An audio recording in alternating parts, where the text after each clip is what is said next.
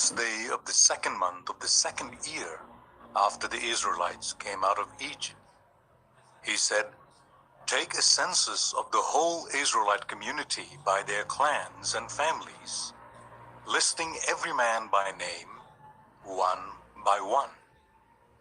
You and Aaron are to count according to their divisions all the men in Israel who are 20 years old or more and able to serve in the army, one man from each tribe. Each of them, the head of his family, is to help you. These are the names of the men who are to assist you. From Reuben, Elizur, son of Shedur. From Simeon, Shelumiel, son of Zurishaddai. From Judah, Nashon, son of Aminadab. From Issachar, Nathaniel, son of Zuar.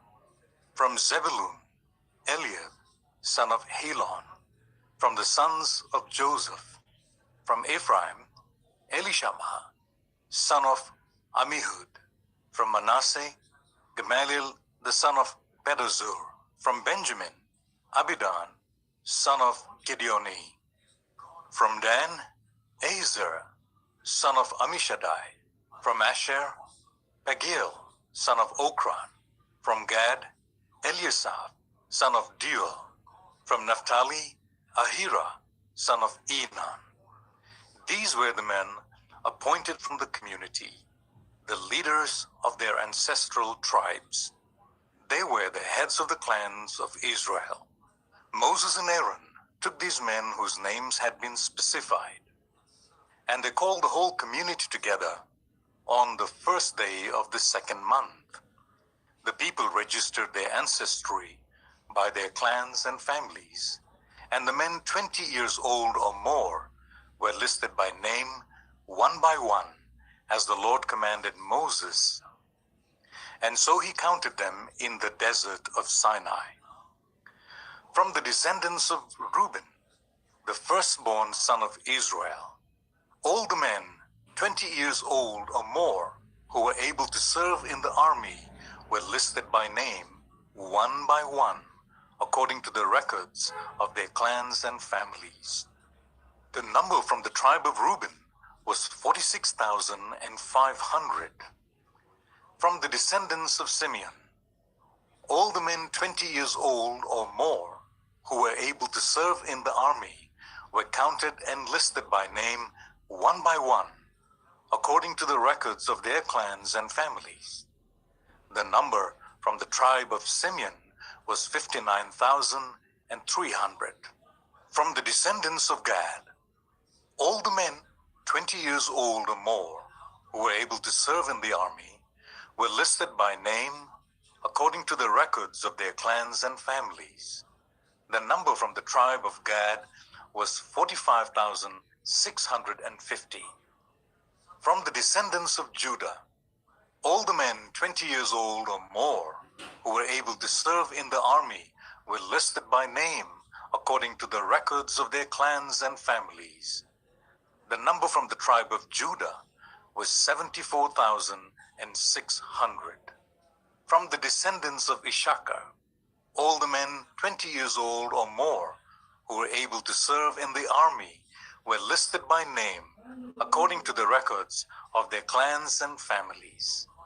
The number from the tribe of Issachar was 54,400. From the descendants of Zebulun, all the men 20 years old or more who were able to serve in the army were listed by name according to the records of their clans and families. The number from the tribe of Zebulun was 57,400. From the sons of Joseph, from the descendants of Ephraim, all the men 20 years old or more who were able to serve in the army were listed by name according to the records of their clans and families. The number from the tribe of Ephraim was 40,500. From the descendants of Manasseh, all the men 20 years old or more who were able to serve in the army were listed by name according to the records of their clans and families. The number from the tribe of Manasseh was 32,200. From the descendants of Benjamin, all the men 20 years old or more who were able to serve in the army were listed by name according to the records of their clans and families. The number from the tribe of Benjamin was 35,400. From the descendants of Dan, all the men 20 years old or more who were able to serve in the army were listed by name according to the records of their clans and families. The number from the tribe of Dan was 62,700. From the descendants of Asher, all the men 20 years old or more who were able to serve in the army were listed by name according to the records of their clans and families. The number from the tribe of Asher was 41,500. From the descendants of Naphtali, all the men 20 years old or more who were able to serve in the army were listed by name according to the records of their clans and families. The number from the tribe of Naphtali was 53,400. These were the men counted by Moses and Aaron and the 12 leaders of Israel, each one representing his family. All the Israelites 20 years old or more who were able to serve in Israel's army were counted according to their families. The total number was 603,550. The ancestral tribe of the Levites, however, was not counted along with the others. The Lord had said to Moses, "You must not count the tribe of Levi or include them in the census of the other Israelites. Instead, appoint the Levites to be in charge of the tabernacle of the covenant law over all its furnishings and everything belonging to it. They are to carry the tabernacle and all its furnishings. They are to take care of it and camp round it. Whenever the tabernacle is to move, the Levites are to take it down. And whenever the tabernacle is to be set up, the Levites shall do it. Anyone else who approaches it is to be put to death."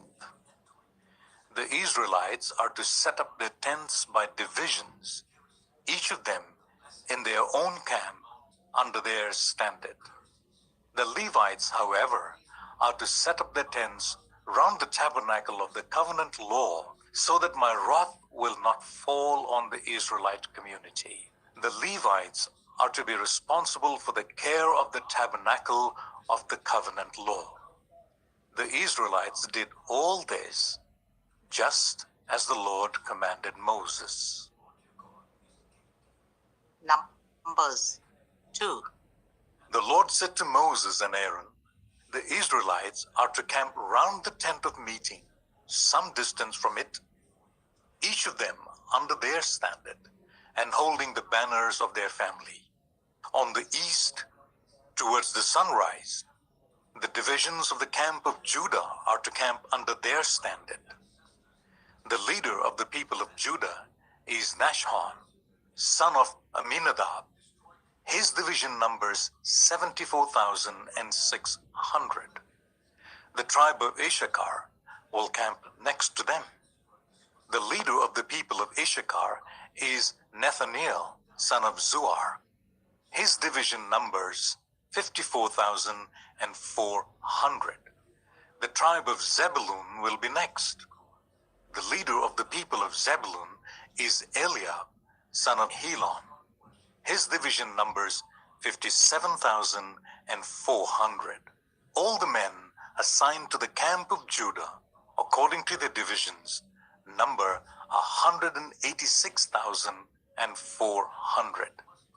They will set out first. On the south will be the divisions of the camp of Reuben under their standard.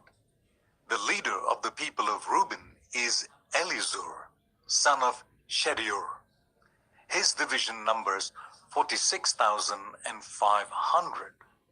The tribe of Simeon will camp next to them. The leader of the people of Simeon is Shelumiel, son of Zurishaddai. His division numbers 59,300. The tribe of Gad will be next. The leader of the people of Gad is Eliasaph, son of Deo. His division numbers 45,650. All the men assigned to the camp of Reuben, according to their divisions, number 151,450. They will set out second. Then the tent of meeting and the camp of the Levites will set out in the middle of the camps. They will set out in the same order as they set up camp, each in their own place under their standard. On the west will be the divisions of the camp of Ephraim under their standard. The leader of the people of Ephraim is Elishama, son of Amihud. His division numbers 40,500. The tribe of Manasseh will be next to them. The leader of the people of Manasseh is Gamaliel, son of Pedazur. His division numbers 32,200. The tribe of Benjamin will be next. The leader of the people of Benjamin is Abidan, son of Gideoni. His division numbers 35,400.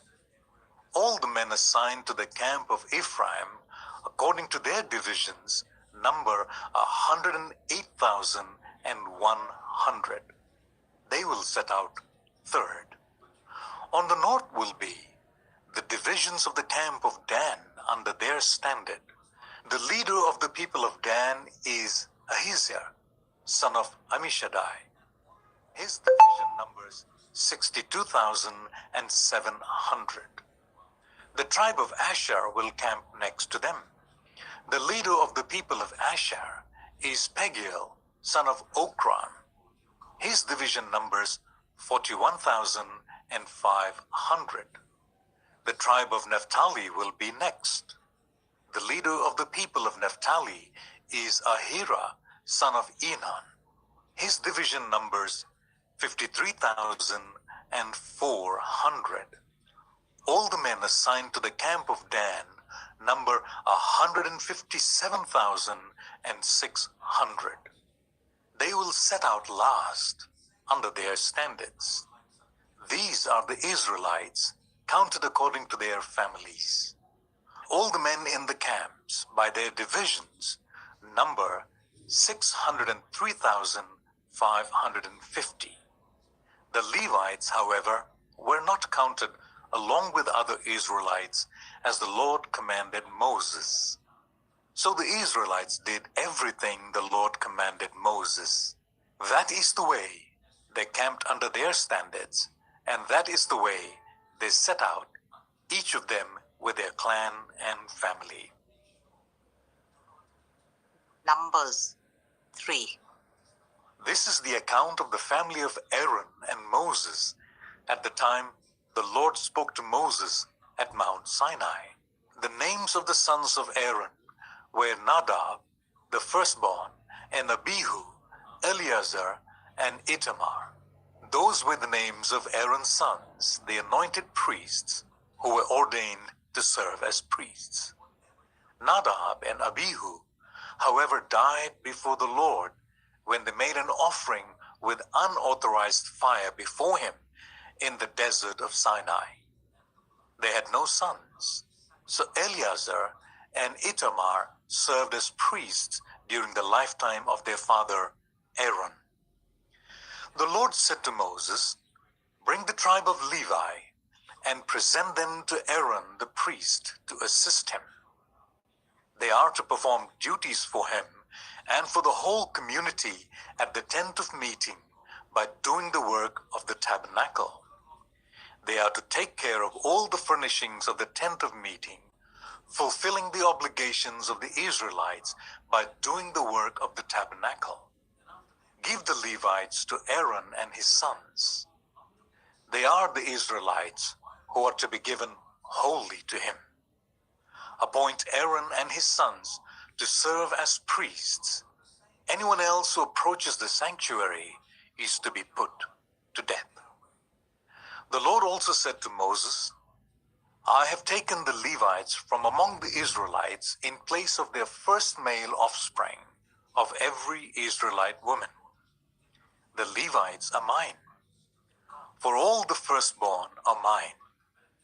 When I struck down all the firstborn in Egypt, I set apart for myself every firstborn in Israel, whether human or animal. They are to be mine. I am the Lord. The Lord said to Moses in the desert of Sinai, count the Levites by their families and clans.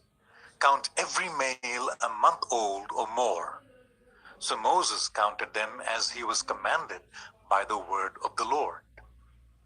These were the names of the sons of Levi: Gershon, Kohath, and Merari. These were the names of the Gershonite clans: Libni and Shimei. The Kohathite clans: Amram, Izhar, Hebron, and Uzziel. The Merarite clans: Mahli and Mushi. These were the Levite clans according to their families. To Gershon belonged the clans of Libnites and Shimeites. These were the Gershonite clans. The number of all the males a month old or more who were counted was 7,500. The Gershonite clans were to camp on the west, behind the tabernacle. The leader of the families of the Gershonites was Eliasaph, son of Lael. At the tent of the meeting, the Gershonites were responsible for the care of the tabernacle and tent, its coverings, the curtain at the entrance to the tent of meeting, the curtains of the courtyard, the curtain at the entrance to the courtyard surrounding the tabernacle and altar, and the ropes, and everything related to their use. To Kohath belonged the clans of the Amramites, Isharites, Hebronites, and Uzzielites. These were the Kohathite clans. The number of all the males a month old or more was 8,600. The Kohathites were responsible for the care of the sanctuary. The Kohathite clans were to camp on the south side of the tabernacle. The leader of the families of the Kohathite clans was Elizaphan, son of Uzziel. They were responsible for the care of the ark, the table, the lampstand, the altars, the articles of the sanctuary used in ministering, the curtain, and everything related to their use. The chief leader of the Levites was Eleazar, son of Aaron, the priest. He was appointed over those who were responsible for the care of the sanctuary. To Merari belonged the clans of the Mahlites and the Mushites. These were the Merarite clans. The number of all the males a month old or more who were counted was 6,200. The leader of the families of the Merarite clans was Zuriel, son of Abihail. They were to camp on the north side of the tabernacle. The Merarites were appointed to take care of the frames of the tabernacle, its crossbars, posts, bases, all its equipment, and everything related to their use, as well as the posts of the surrounding courtyard with their bases, tent pegs, and ropes. Moses and Aaron and his sons were to camp to the east of the tabernacle, towards the sunrise in front of the tent of meeting. They were responsible for the care of the sanctuary on behalf of the Israelites. Anyone else who approached the sanctuary was to be put to death.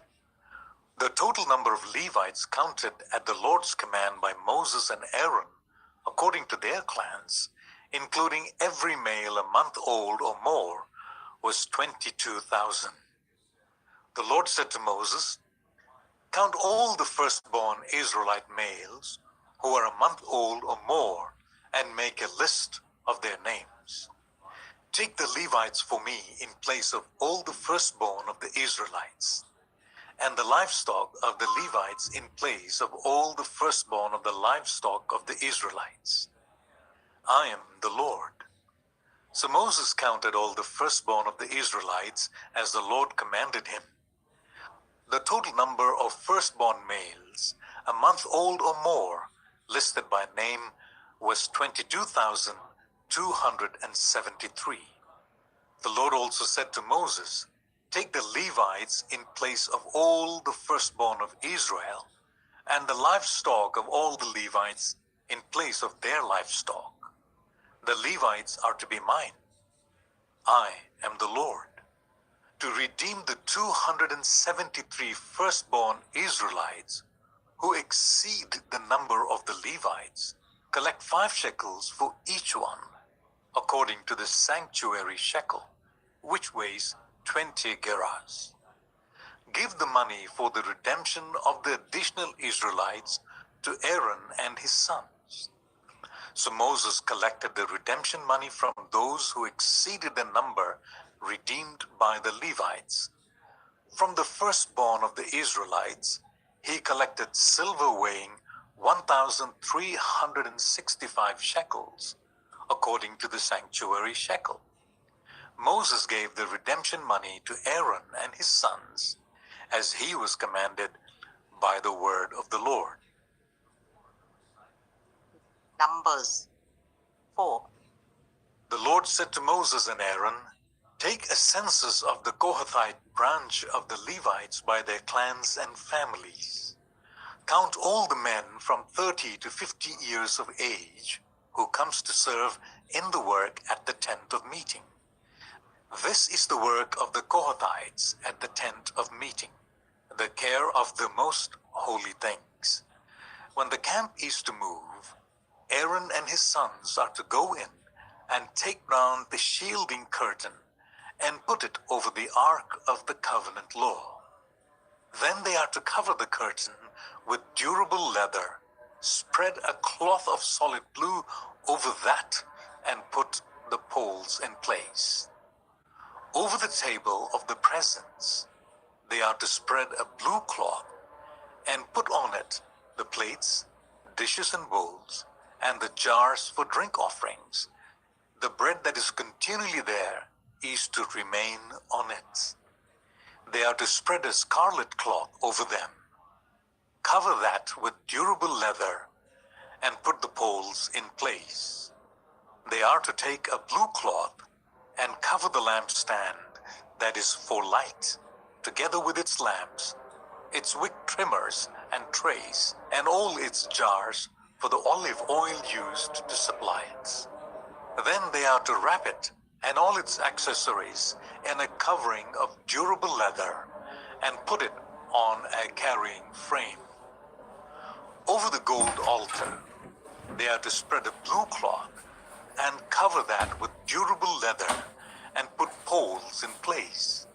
They are to take all the articles used for ministering in the sanctuary, wrap them in a blue cloth, cover that with durable leather, and put them on a carrying frame. They are to remove the ashes from the bronze altar and spread a purple cloth over it. Then they are to place on it all the utensils used for ministering at the altar, including fire pans, meat forks, shovels, and sprinkling bowls. Over it, they are to spread a covering of durable leather and put the poles in place. After Aaron and his sons have finished covering the holy furnishings and all the holy articles, and when the camp is ready to move, only then are the Kohathites to come and do the carrying. But they must not touch the holy things, or they will die. The Kohathites are to carry those things that are in the tent of meeting. Eleazar, son of Aaron the priest, is to have charge of the oil for the light, the fragrant incense, the regular grain offering, and the anointing oil. He is to be in charge of the entire tabernacle and everything in it, including its holy furnishings and articles. The Lord said to Moses and Aaron, "See that the Kohathite tribal clans are not destroyed from among the Levites, so that they may live and not die when they come near the most holy things. Do this for them. Aaron and his sons are to go into the sanctuary and assign to each man his work and what he is to carry. But the Kohathites must not go in to look at the holy things even for a moment, or they will die." The Lord said to Moses, "Take a census also of the Gershonites by their families and clans. Count all the men from 30 to 50 years of age who come to serve in the work at the tent of meeting. This is the service of the Gershonite clans and their carrying and their other work. They are to carry the curtains of the tabernacle, that is the tent of meeting, its coverings and its outer covering of durable leather, the curtains for the entrance to the tent of meeting, the curtains of the courtyard surrounding the tabernacle and altar, the curtain for the entrance to the courtyard, the ropes and all the equipment used in the service of the tent.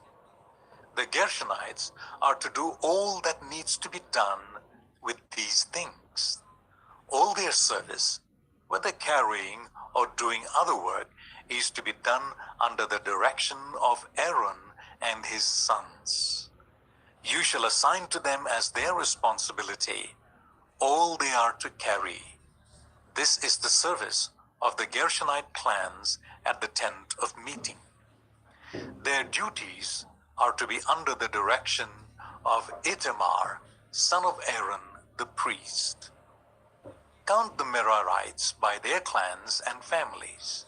Count all the men from 30 to 50 years of age who come to serve in the work at the tent of meeting. As part of all their service at the tent, they are to carry the frames of the tabernacle, its crossbars, posts, and bases, as well as the posts of the surrounding courtyard with their bases, tent pegs, ropes, all their equipment, and everything related to their use. Assign to each man the specific things he is to carry. This is the service of the Merarite clans as they work at the tent of meeting under the direction of Ithamar, son of Aaron, the priest. Moses, Aaron, and the leaders of the community counted the Kohathites by their clans and families. All the men from 30 to 50 years of age who came to serve in the work at the tent of meeting, counted by clans, were 2,750. This was the total of all those in the Kohathite clans who served at the tent of meeting. Moses and Aaron counted them according to the Lord's command through Moses. The Gershonites were counted by their clans and families. All the men from 30 to 50 years of age who came to serve in the work at the tent of meeting, counted by their clans and families, were 2,630. This was the total of those in the Gershonite clans who served at the tent of meeting. Moses and Aaron counted them according to the Lord's command. The Merarites were counted by their clans and families. All the men from 30 to 50 years of age who came to serve in the work at the tent of meeting, counted by their clans, were 3,200. This was the total of those in the Merarite clans. Moses and Aaron counted them according to the Lord's command through Moses. So Moses and Aaron and the leaders of Israel counted all the Levites by their clans and families, all the men from 30 to 50 years of age, who came to do the work of serving and carrying the tent of meeting, numbered 8,580. At the Lord's command through Moses, Each was assigned his work and told what to carry. Thus they were counted as the Lord commanded Moses. 5. The Lord said to Moses, "Command the Israelites to send away from the camp anyone who has a defiling skin disease or a discharge of any kind, or who is ceremonially unclean because of a dead body. Send away male and female alike. Send them outside the camp, so that they will not defile their camp, where I dwell among them." The Israelites did so. They sent them outside the camp. They did just as the Lord had instructed Moses. The Lord said to Moses, "Say to the Israelites, any man or woman who wrongs another in any way and so is unfaithful to the Lord is guilty and must confess the sin they have committed. They must make full restitution for the wrong they have done, add a fifth of the value to it, and give it all to the person they have wronged. But if that person has no close relative to whom restitution can be made for the wrong, the restitution belongs to the Lord and must be given to the priest along with a ram with which atonement is made for the wrongdoer. All the sacred contributions the Israelites bring to a priest will belong to him. Sacred things belong to their owners, but what they give to the priest will belong to the priest." Then the Lord said to Moses, "Speak to the Israelites and say to them, if a man's wife goes astray and is unfaithful to him, so that another man has sexual relations with her, and this is hidden from her husband, and her impurity is undetected, since there is no witness against her, and she has not been caught in the act, and if feelings of jealousy come over her husband, and he suspects his wife, and she is impure, or if he is jealous and suspects her even though she is not impure, then he is to take his wife to the priest. He must also take an offering of 1/10 of an ephah of barley flour on her behalf. He must not pour olive oil on it or put incense on it, because it's a grain offering for jealousy, a reminder offering to draw attention to wrongdoing. The priest shall bring her and make her stand before the Lord. Then he shall take some holy water in a clay jar and put some dust from the tabernacle floor into the water. After the priest has made the woman stand before the Lord, he shall loosen her hair and place in her hands the reminder offering, the grain offering for jealousy, while he himself holds the bitter water that brings a curse.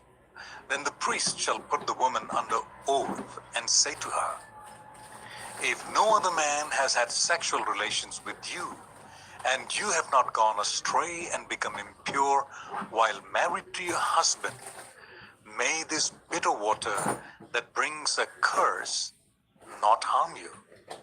But if you have gone astray while married to your husband, and you have made yourself impure by having sexual relations with a man other than your husband, here the priest is to put the woman under this curse.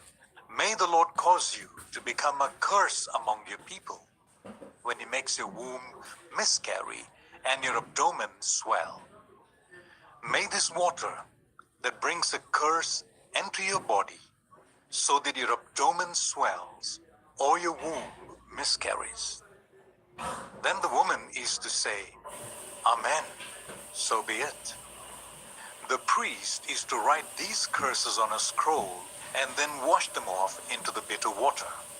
He shall make the woman drink the bitter water that brings a curse, and this water that brings a curse and causes bitter suffering will enter her.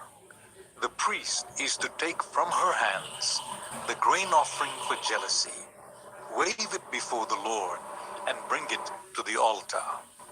The priest is then to take a handful of the grain offering as a memorial offering and burn it on the altar.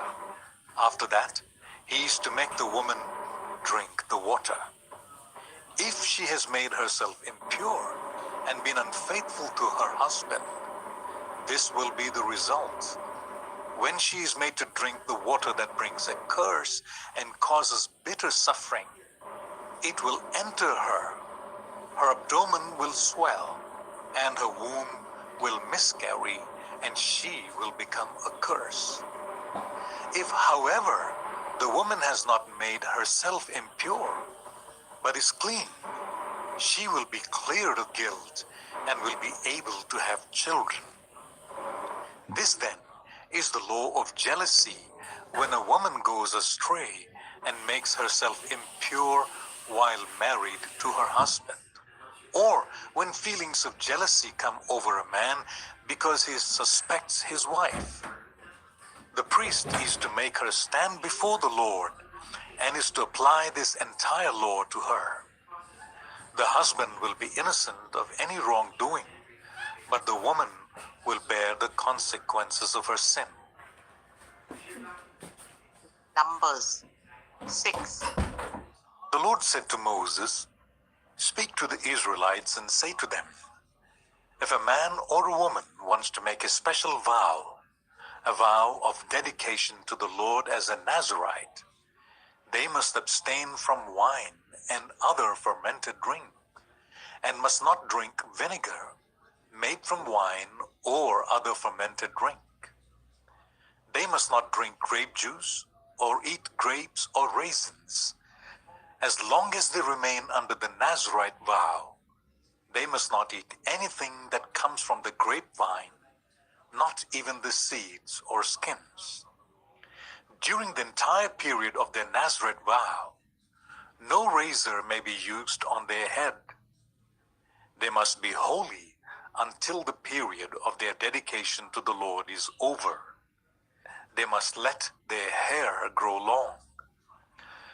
Throughout the period of their dedication to the Lord, the Nazirite must not go near a dead body. Even if their own father or mother or brother or sister dies, they must not make themselves ceremonially unclean on account of them, because the symbol of their dedication to God is on their head. Throughout the period of their dedication, they are consecrated to the Lord. If someone dies suddenly in the Nazirite's presence, thus defiling the hair that symbolizes their dedication, they must shave their head on the 7th day, the day of their cleansing. Then on the 8th day, they must bring 2 doves or 2 young pigeons to the priest at the entrance to the tent of meeting. The priest is to offer one as a sin offering and the other as a burnt offering to make atonement for the Nazirite, because they sinned by being in the presence of the dead body. That same day, they are to consecrate their head again. They must rededicate themselves to the Lord for the same period of dedication, and must bring a year-old male lamb as a guilt offering. The previous days do not count, because they became defiled during their period of dedication. Now this is the law of the Nazirite when the period of their dedication is over. They are to be brought to the entrance to the tent of meeting.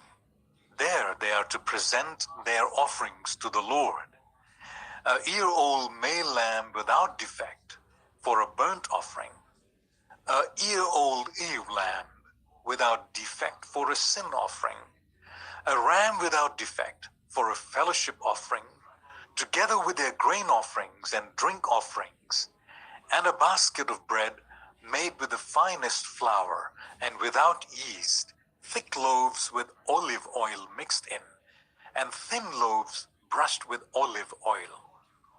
The priest is to present all these before the Lord and make the sin offering and the burnt offering.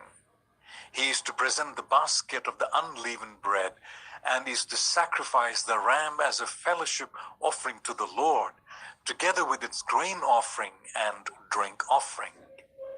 Then at the entrance to the tent of meeting, the Nazirite must shave off the hair that symbolizes their dedication.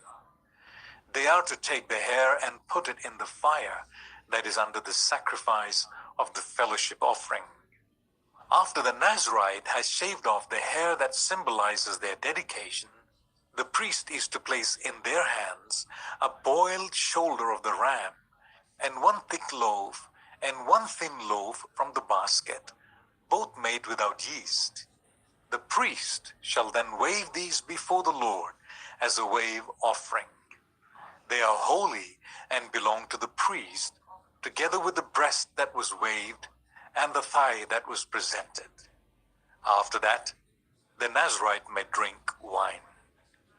This is the law of the Nazirite, who vows offerings to the Lord in accordance with their dedication, in addition to whatever else they can afford. They must fulfill the vows they have made, according to the law of the Nazirite. The Lord said to Moses, "Tell Aaron and his sons, this is how you are to bless the Israelites. Say to them, the Lord bless you and keep you. The Lord make his face shine on you and be gracious to you. The Lord turn his face towards you and give you peace. So they will put my name on the Israelites, and I will bless them." Numbers 7. When Moses finished setting up the tabernacle, he anointed and consecrated it and all its furnishings. He also anointed and consecrated the altar and all its utensils. Then the leaders of Israel, the heads of families who were the tribal leaders in charge of those who were counted, made offerings. They brought as their gifts before the Lord 6 covered carts and 12 oxen, an ox from each leader and a cart from every 2. These they presented before the tabernacle. The Lord said to Moses, "Accept these from them, that they may be used in the work at the tent of meeting. Give them to the Levites as each man's work requires." So Moses took the carts and oxen and gave them to the Levites. He gave 2 carts and 4 oxen to the Gershonites as their work required, and he gave 4 carts and 8 oxen to the Merarites as their work required. They were all under the direction of Ithamar, the son of Aaron, the priest. But Moses did not give any to the Kohathites, because they were to carry on their shoulders the holy things for which they were responsible. When the altar was anointed, the leaders brought their offerings for its dedication and presented them before the altar. For the Lord had said to Moses, "Each day one leader is to bring his offering for the dedication of the altar." The one who brought his offering on the first day was Nashon, son of Amminadab of the tribe of Judah. His offering was 1 silver plate weighing 130 shekels, and 1 silver sprinkling bowl weighing 70 shekels, both according to the sanctuary shekel, each filled with the finest flour mixed with olive oil as a grain offering. 1 gold dish weighing 10 shekels, filled with incense. 1 young bull, 1 ram, and 1 male lamb a year old for a burnt offering. 1 male goat for a sin offering, and 2 oxen, 5 rams, 5 male goats, and 5 male lambs a year old to be sacrificed as a fellowship offering. This was the offering of Nashon, son of Amminadab. On the second day, Nathaniel, son of Zuar, the leader of Issachar, brought his offering.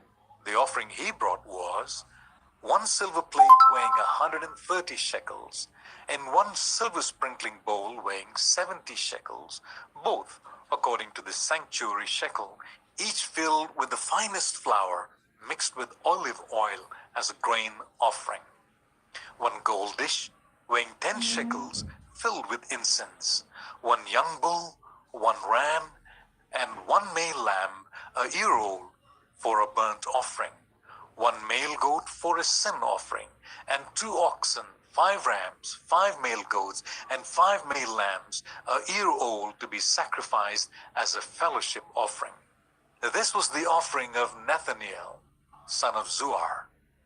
On the 3rd day, Eliab, son of Helon, the leader of the people of Zebulun, brought his offering.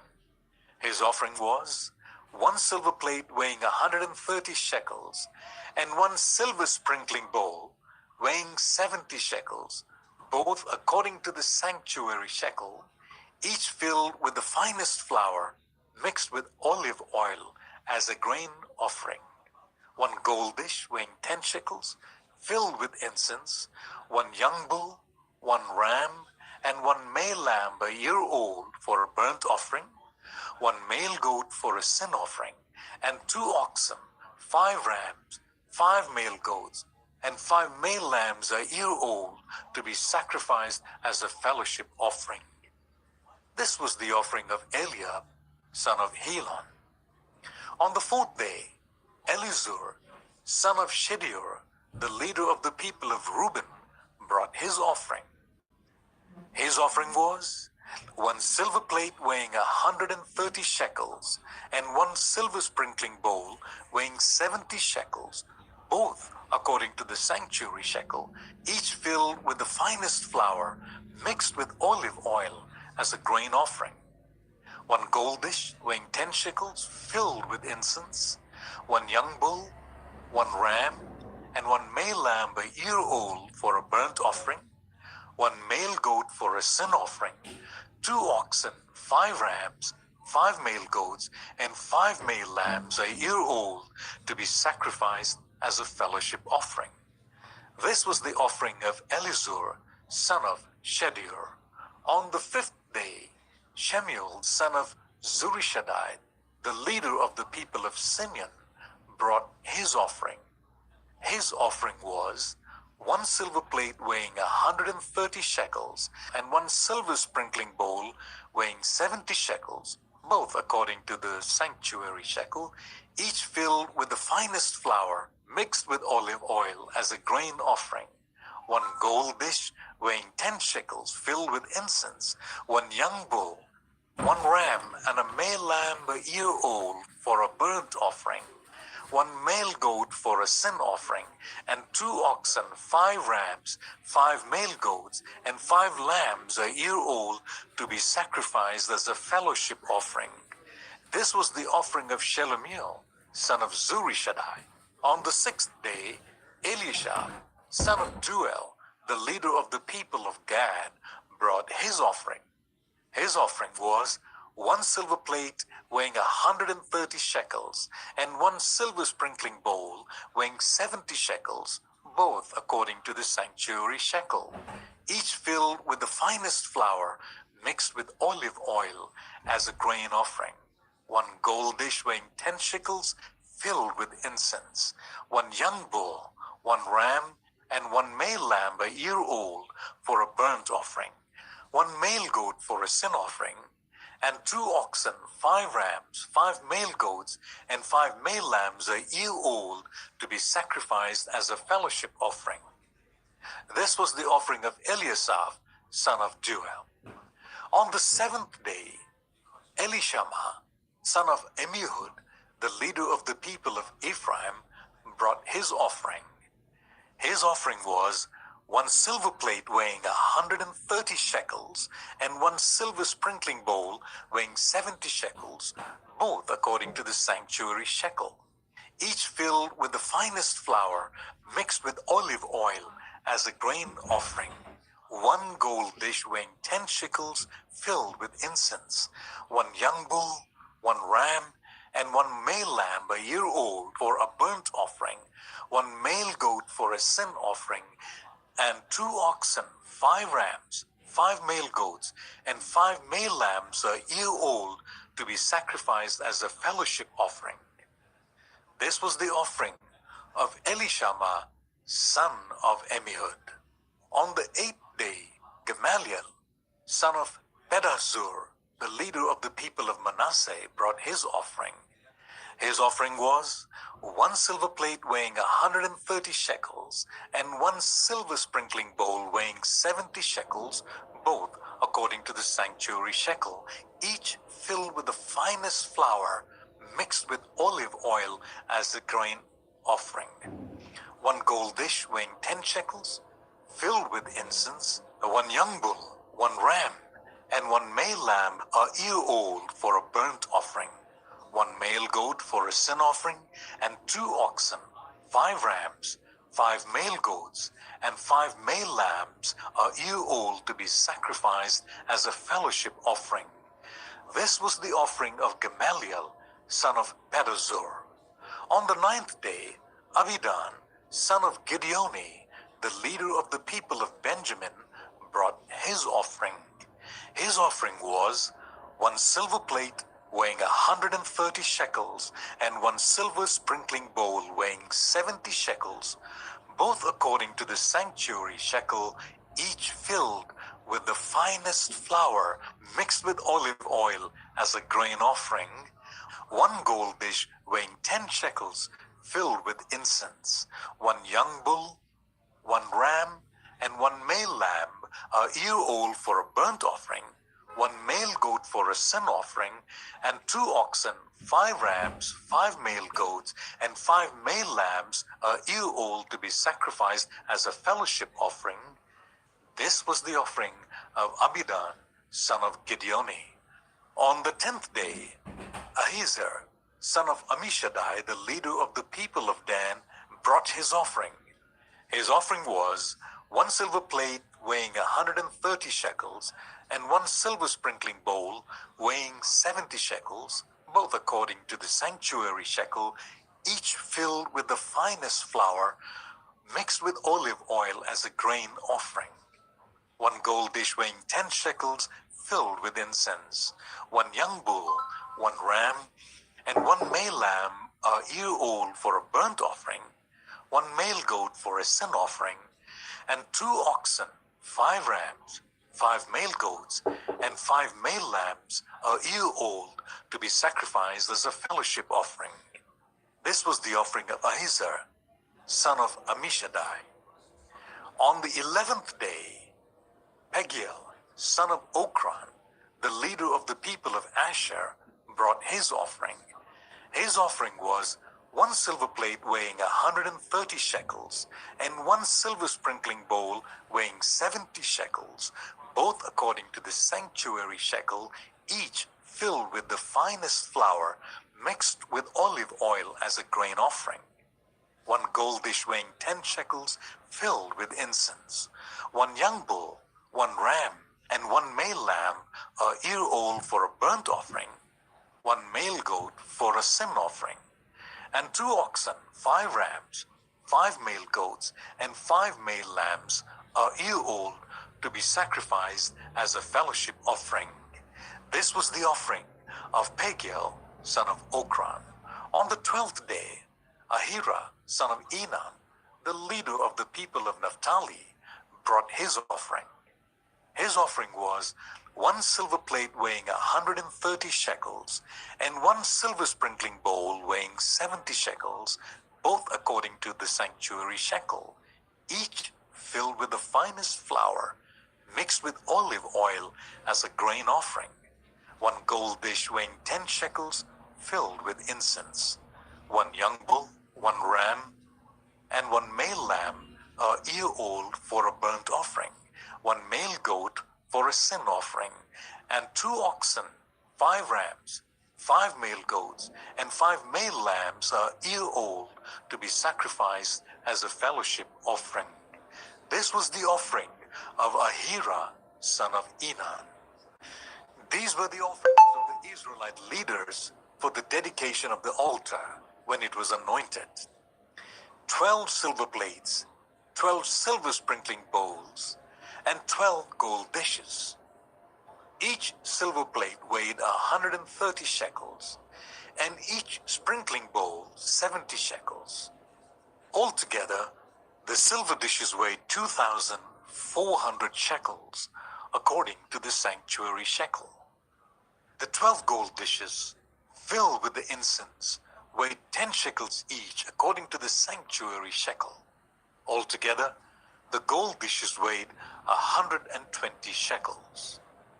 The total number of animals for the burnt offering came to 12 young bulls, 12 rams, and 12 male lambs a year old, together with their grain offering. 12 male goats were used for the sin offering. The total number of animals for the sacrifice and fellowship offering came to 24 oxen, 60 rams, 60 male goats, and 60 male lambs a year old. These were the offerings for the dedication of the altar after it was anointed. When Moses entered the tent of meeting to speak with the Lord, he heard the voice speaking to him from between the two cherubim above the atonement cover on the Ark of the Covenant law. In this way, the Lord spoke to him. Numbers 8. The Lord said to Moses, "Speak to Aaron and say to him, when you set up the lamps, see that all 7 light up the area in front of the lampstand." Aaron did so. He set up the lamps so that they faced forwards on the lampstand, just as the Lord commanded Moses. This is how the lampstand was made. It was made of hammered gold from its base to its blossoms. The lampstand was made exactly like the pattern the Lord had shown Moses. The Lord said to Moses, "Take the Levites from among all the Israelites and make them ceremonially clean. To purify them, do this. Sprinkle the water of cleansing on them, then make them shave their whole bodies and wash their clothes, and so they will purify themselves. Make them take a young bull with its grain offering of the finest flour mixed with olive oil. Then you are to take the second young bull for a sin offering. Bring the Levites to the front of the tent of meeting and assemble the whole Israelite community. You are to bring the Levites before the Lord, and the Israelites are to lay their hands on them. Aaron is to present the Levites before the Lord as a wave offering from the Israelites, so that they may be ready to do the work of the Lord. Then the Levites are to lay their hands on the heads of the bulls, using one for a sin offering to the Lord and the other for a burnt offering, to make atonement for the Levites. Make the Levites stand in front of Aaron and his sons, and then present them as a wave offering to the Lord. In this way, you are to set the Levites apart from the other Israelites, and the Levites will be mine. After you have purified the Levites and presented them as a wave offering, they are to come and to do their work at the tent of meeting. They are the Israelites who are to be given wholly to me. I have taken them as my own in place of the firstborn, the first male offspring from every Israelite woman. Every firstborn male in Israel, whether human or animal, is mine. When I struck down all the firstborn in Egypt, I set them apart for myself. And I have taken the Levites in place of all the firstborn sons of Israel. From among all the Israelites, I have given the Levites as gifts to Aaron and his sons to do the work at the tent of meeting on behalf of the Israelites, and to make atonement for them, so that no plague will strike the Israelites when they go near the sanctuary. Moses and Aaron and the whole Israelite community did with the Levites just as the Lord commanded Moses. The Levites purified themselves and washed their clothes. Then Aaron presented them as a wave offering before the Lord and made atonement for them to purify them. After that, the Levites came to do their work at the tent of meeting under the supervision of Aaron and his sons. They did with the Levites just as the Lord commanded Moses. The Lord said to Moses, "This applies to the Levites. Men 25 years old or more shall come to take part in the work at the tent of meeting. But at the age of 50, they must retire from their usual duties and work no longer. They may assist their brothers in performing their duties at the tent of meeting, but they themselves must not do the work. This then is how you are to assign the responsibilities of the Levites. Numbers 9. The Lord spoke to Moses in the desert of Sinai in the first month of the second year after they came out of Egypt. He said, "Make the Israelites celebrate the Passover at the appointed time. Celebrate it at the appointed time, at twilight on the 14th day of this month, in accordance with all its rules and regulations." So Moses told the Israelites to celebrate the Passover, and they did so in the desert of Sinai at twilight on the 14th day of the first month. The Israelites did everything just as the Lord commanded Moses. But some of them could not celebrate that body. So they came to Moses and Aaron that same day and said to Moses, "We have become unclean because of a dead body. But why should we be kept from presenting the Lord's offering with the other Israelites at the appointed time?" Moses answered them, "Wait until I find out what the Lord commands concerning you." Then the Lord said to Moses, "Tell the Israelites, when any of you or your descendants are unclean because of a dead body, or are away on a journey, they are still to celebrate the Lord's Passover. But they are to do it on the 14th day of the second month at twilight. They are to eat the lamb together with the unleavened bread and bitter herbs. They must not leave any of it till the morning, or break any of its bones.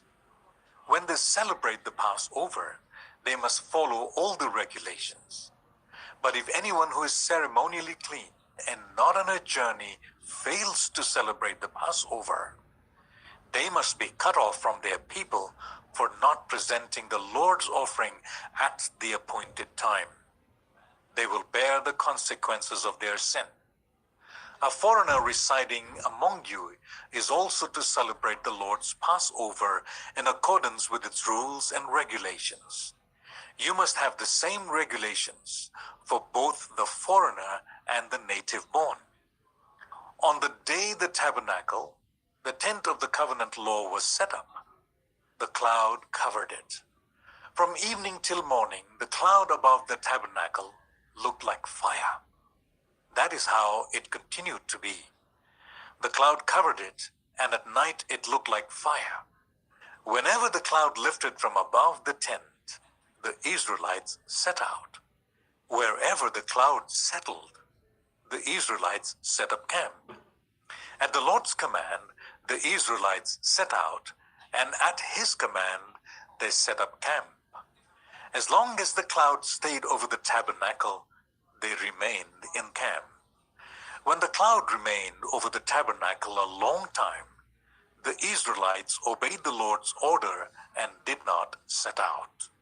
Sometimes the cloud was over the tabernacle for only a few days.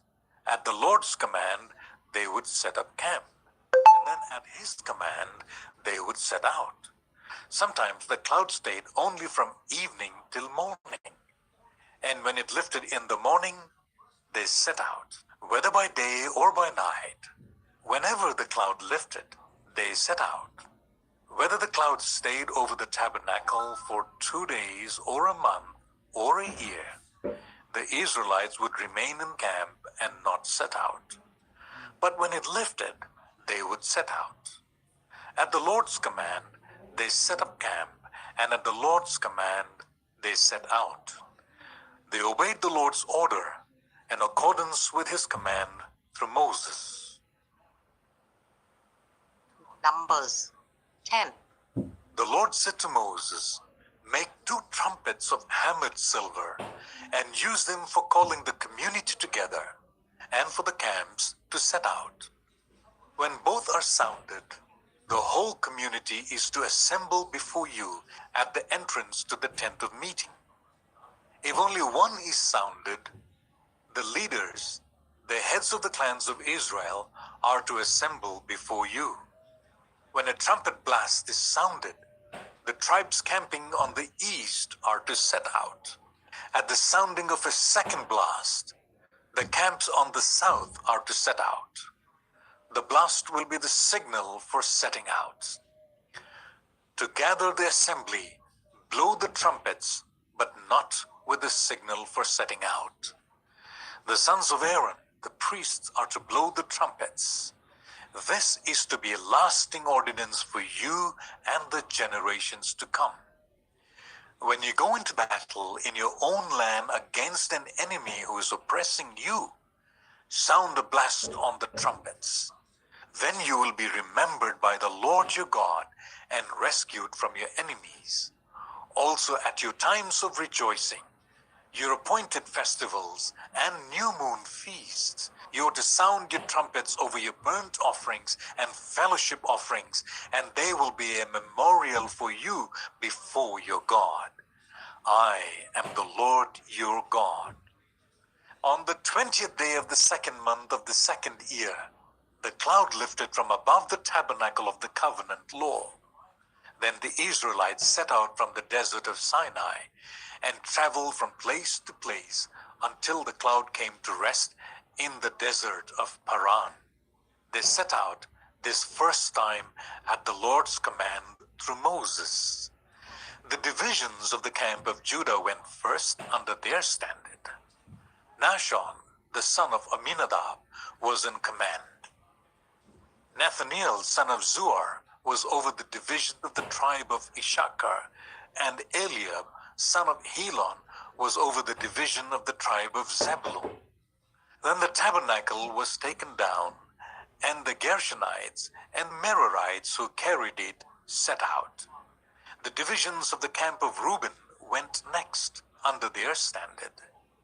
Elizur, son of Shedeur, was in command. Shelumiel, son of Zurishaddai, was over the division of the tribe of Simeon.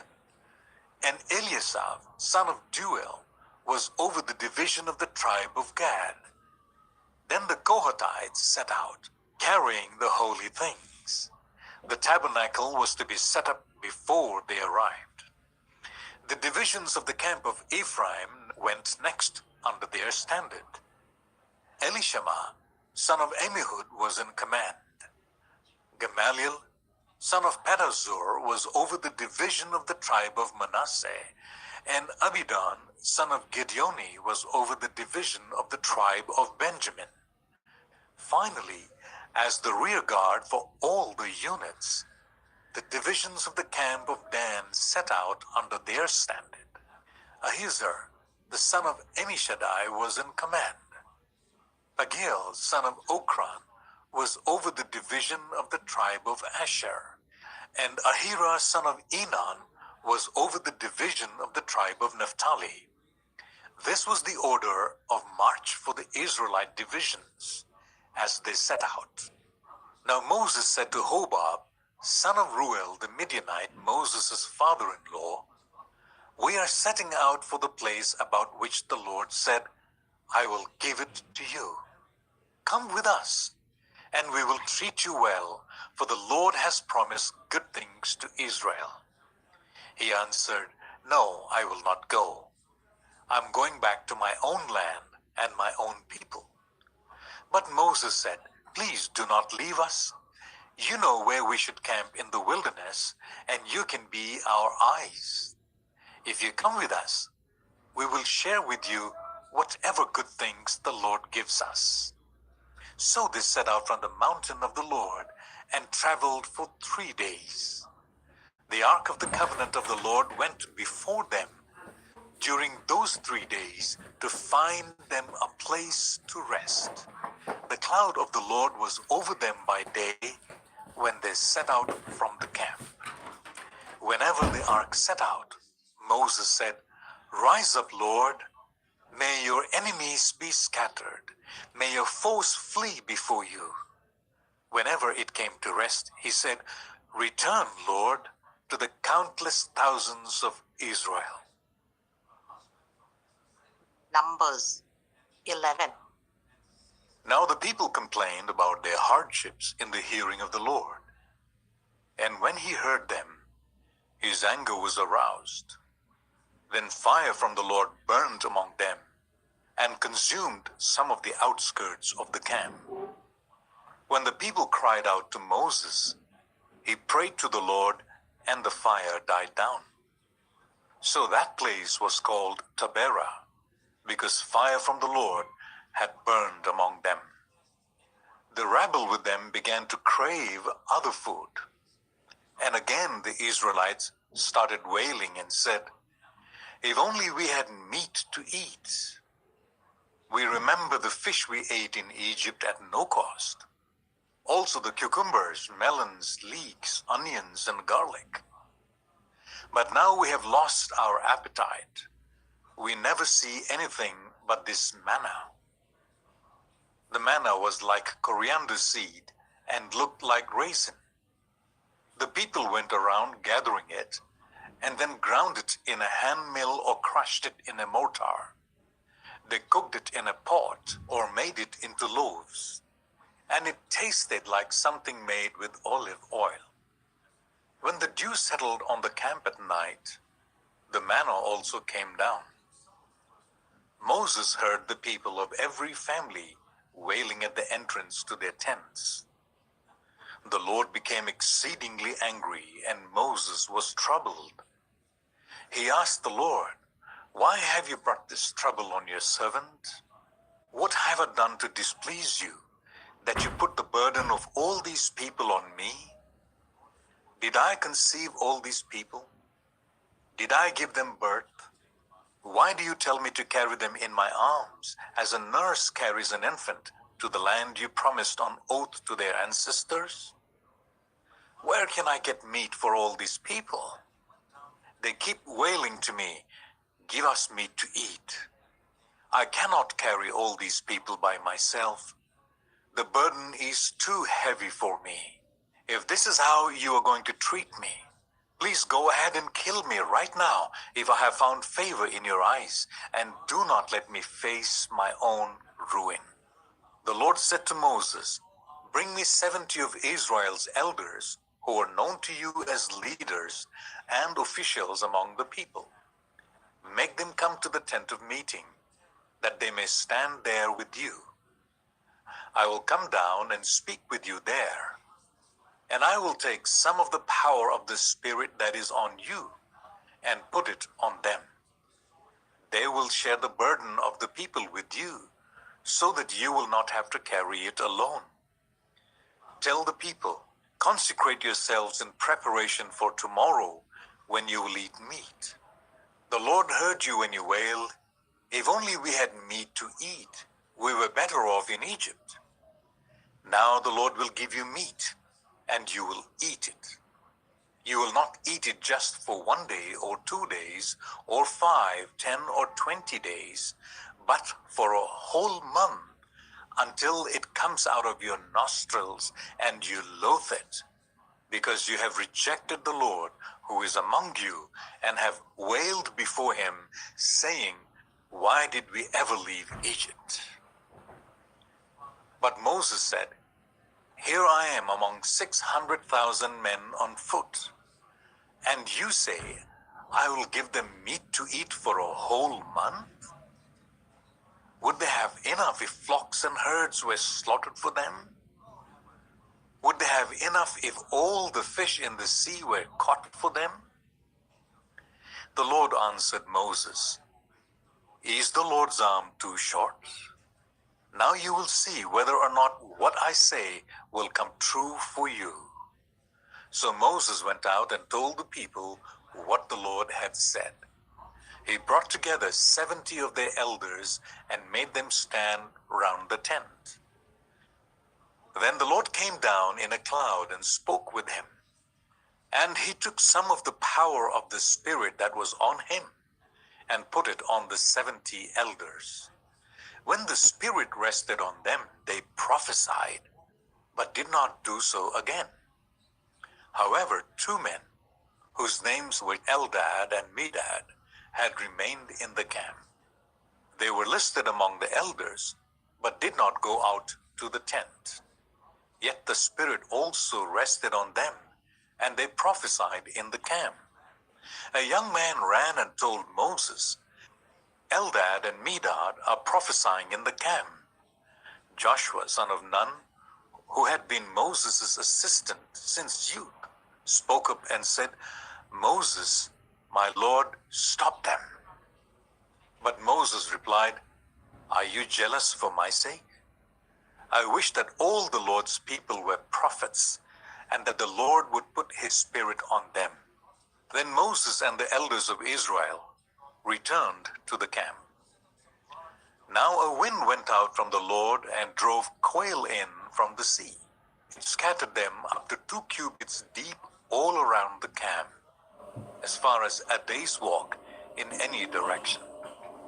All that day and night, and all the next day, the people went out and gathered quail.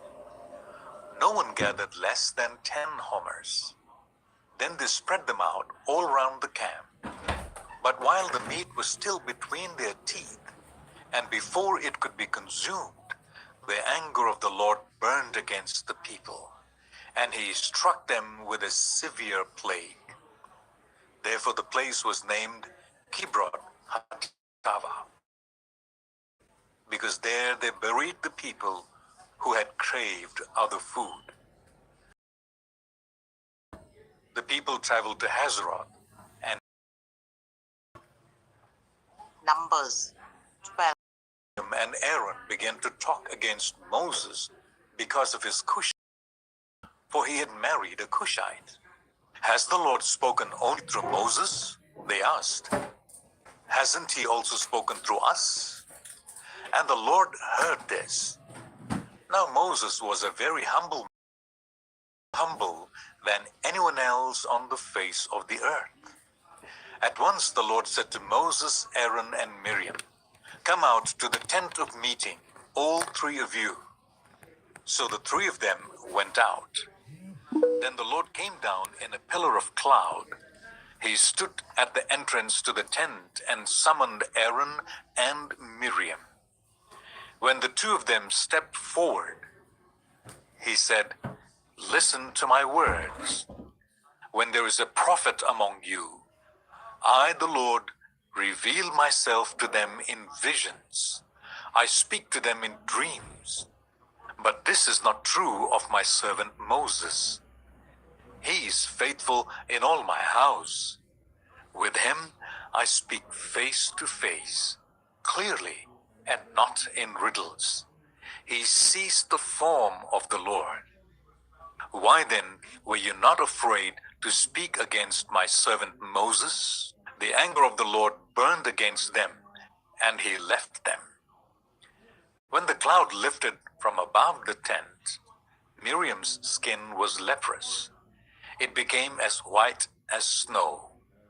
Aaron turned to a born infant coming from its mother's womb with its flesh half eaten away. So Moses cried out to the Lord, Please, God, heal her. The Lord replied to Moses, If her father had spat in her face, would she not have been in disgrace for 7 days? Confine her outside, she can be brought back. At the camp for 7 days, till she was brought back. After the people left Hazeroth and camped in the desert of Paran. Numbers 13. The Lord said to Moses, Send some men to explore the land of Canaan, which I'm giving to the Israelites. From each ancestral tribe, send one of its leaders. So at the Lord's command, Moses sent them out from the desert of Paran. All of them were leaders of the Israelites. These are their names. From the tribe of Reuben, Shammua, son of Zakur. From the tribe of Simeon, Shaphat, son of Hori. From the tribe of Judah, Caleb son of Jephunneh. From the tribe of Issachar, Egal son of Joseph. From the tribe of Ephraim, Hosea son of Nun. From the tribe of Benjamin, Palti son of Raphu. From the tribe of Zebulun, Gadiel son of Sodi. From the tribe of Manasseh, a tribe of Joseph, Gadi son of Susi. From the tribe of Dan, Amiel son of Gamali. From the tribe of Asher, Sethur son of Michael. From the tribe of Naphtali, Nabi son of Wapshi. From the tribe of Gad, Guel son of Maki. These are the names of the men Moses sent to explore the land. Moses gave Hosea son of Nun the name Joshua. When Moses sent them to explore Canaan, he said, "Go up through the Negev and on into the hill country. See what the land is like, and whether the people who live there are strong or weak, few or many. What kind of land do they live in? Is it good or bad? What kind of towns do they live in? Are they unwalled or fortified? How is the soil? Is it fertile or poor? Are there trees in it or not? Do your best to bring back some of the fruit of the land." It was the season for the first ripe grapes. So they went up and explored the land from the desert of Zin as far as Rehob towards Labo Hamath. They went up through the Negev and came to Hebron, where Ahiman, Sheshai, and Talmai, the descendants of Anak, lived. Hebron had been built 7 years before Zoan in Egypt. When they reached the valley of Eshcol, they cut off a branch bearing a single cluster of grapes. 2 of them carried it on a pole between them, along with some pomegranates and figs. That place was called the Valley of Eshcol because of the cluster of grapes the Israelites cut off there. At the end of 40 days, they returned from exploring the land. They came back to Moses and Aaron and the whole Israelite community at Kadesh in the desert of Paran. There they reported to them and to the whole assembly and showed them the fruit of the land. They gave Moses this account: "We went into the land to which you sent us, and it does flow with milk and honey. Here is its fruit. But the people who live there are powerful, and the cities are fortified and very large. We even saw descendants of Anak there. The Amalekites live in the Negev. The Hittites, Jebusites, and Amorites live in the hill country, and the Canaanites live near the sea and along the Jordan." Then Caleb silenced the people before Moses and said, "We should go up and take possession of the land, for we can certainly do it." But the men who had gone up with him said, "We can't attack those people. They are stronger than we are." And they spread among the Israelites a bad report about the land they had explored. They said, "The land we explored devours those living in it. All the people we saw there are of great size. We saw the Nephilim there. The descendants of Anak come from the Nephilim. We seemed like grasshoppers in our own eyes, and we looked the same to them." Numbers 14. That night, all the members of the community raised their voices and wept aloud. All the Israelites grumbled against Moses and Aaron, and the whole assembly said to them, "If only we had died in Egypt or in this wilderness. Why is the Lord bringing us to this land only to let us fall by the sword? Our wives and children will be taken as plunder. Wouldn't it be better for us to go back to Egypt?" And they said to each other, "We should choose a leader and go back to Egypt." Then Moses and Aaron fell face down in front of the whole Israelite assembly gathered there. Joshua son of Nun and Caleb son of Jephunneh, who were among those who explored the land, tore their clothes and said to the entire Israelite assembly, "The land we passed through and explored is exceedingly good. If the Lord is pleased with us, he will lead us into that land, a land flowing with milk and honey, and will give it to us. Only do not rebel against the Lord, and do not be afraid of the people of the land, because we will devour them. Their protection is gone, but the Lord is with us. Do not be afraid of them." But the whole assembly talked about stoning them.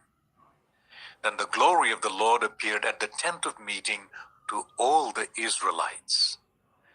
The Lord said to Moses, "How long will this people treat me with contempt?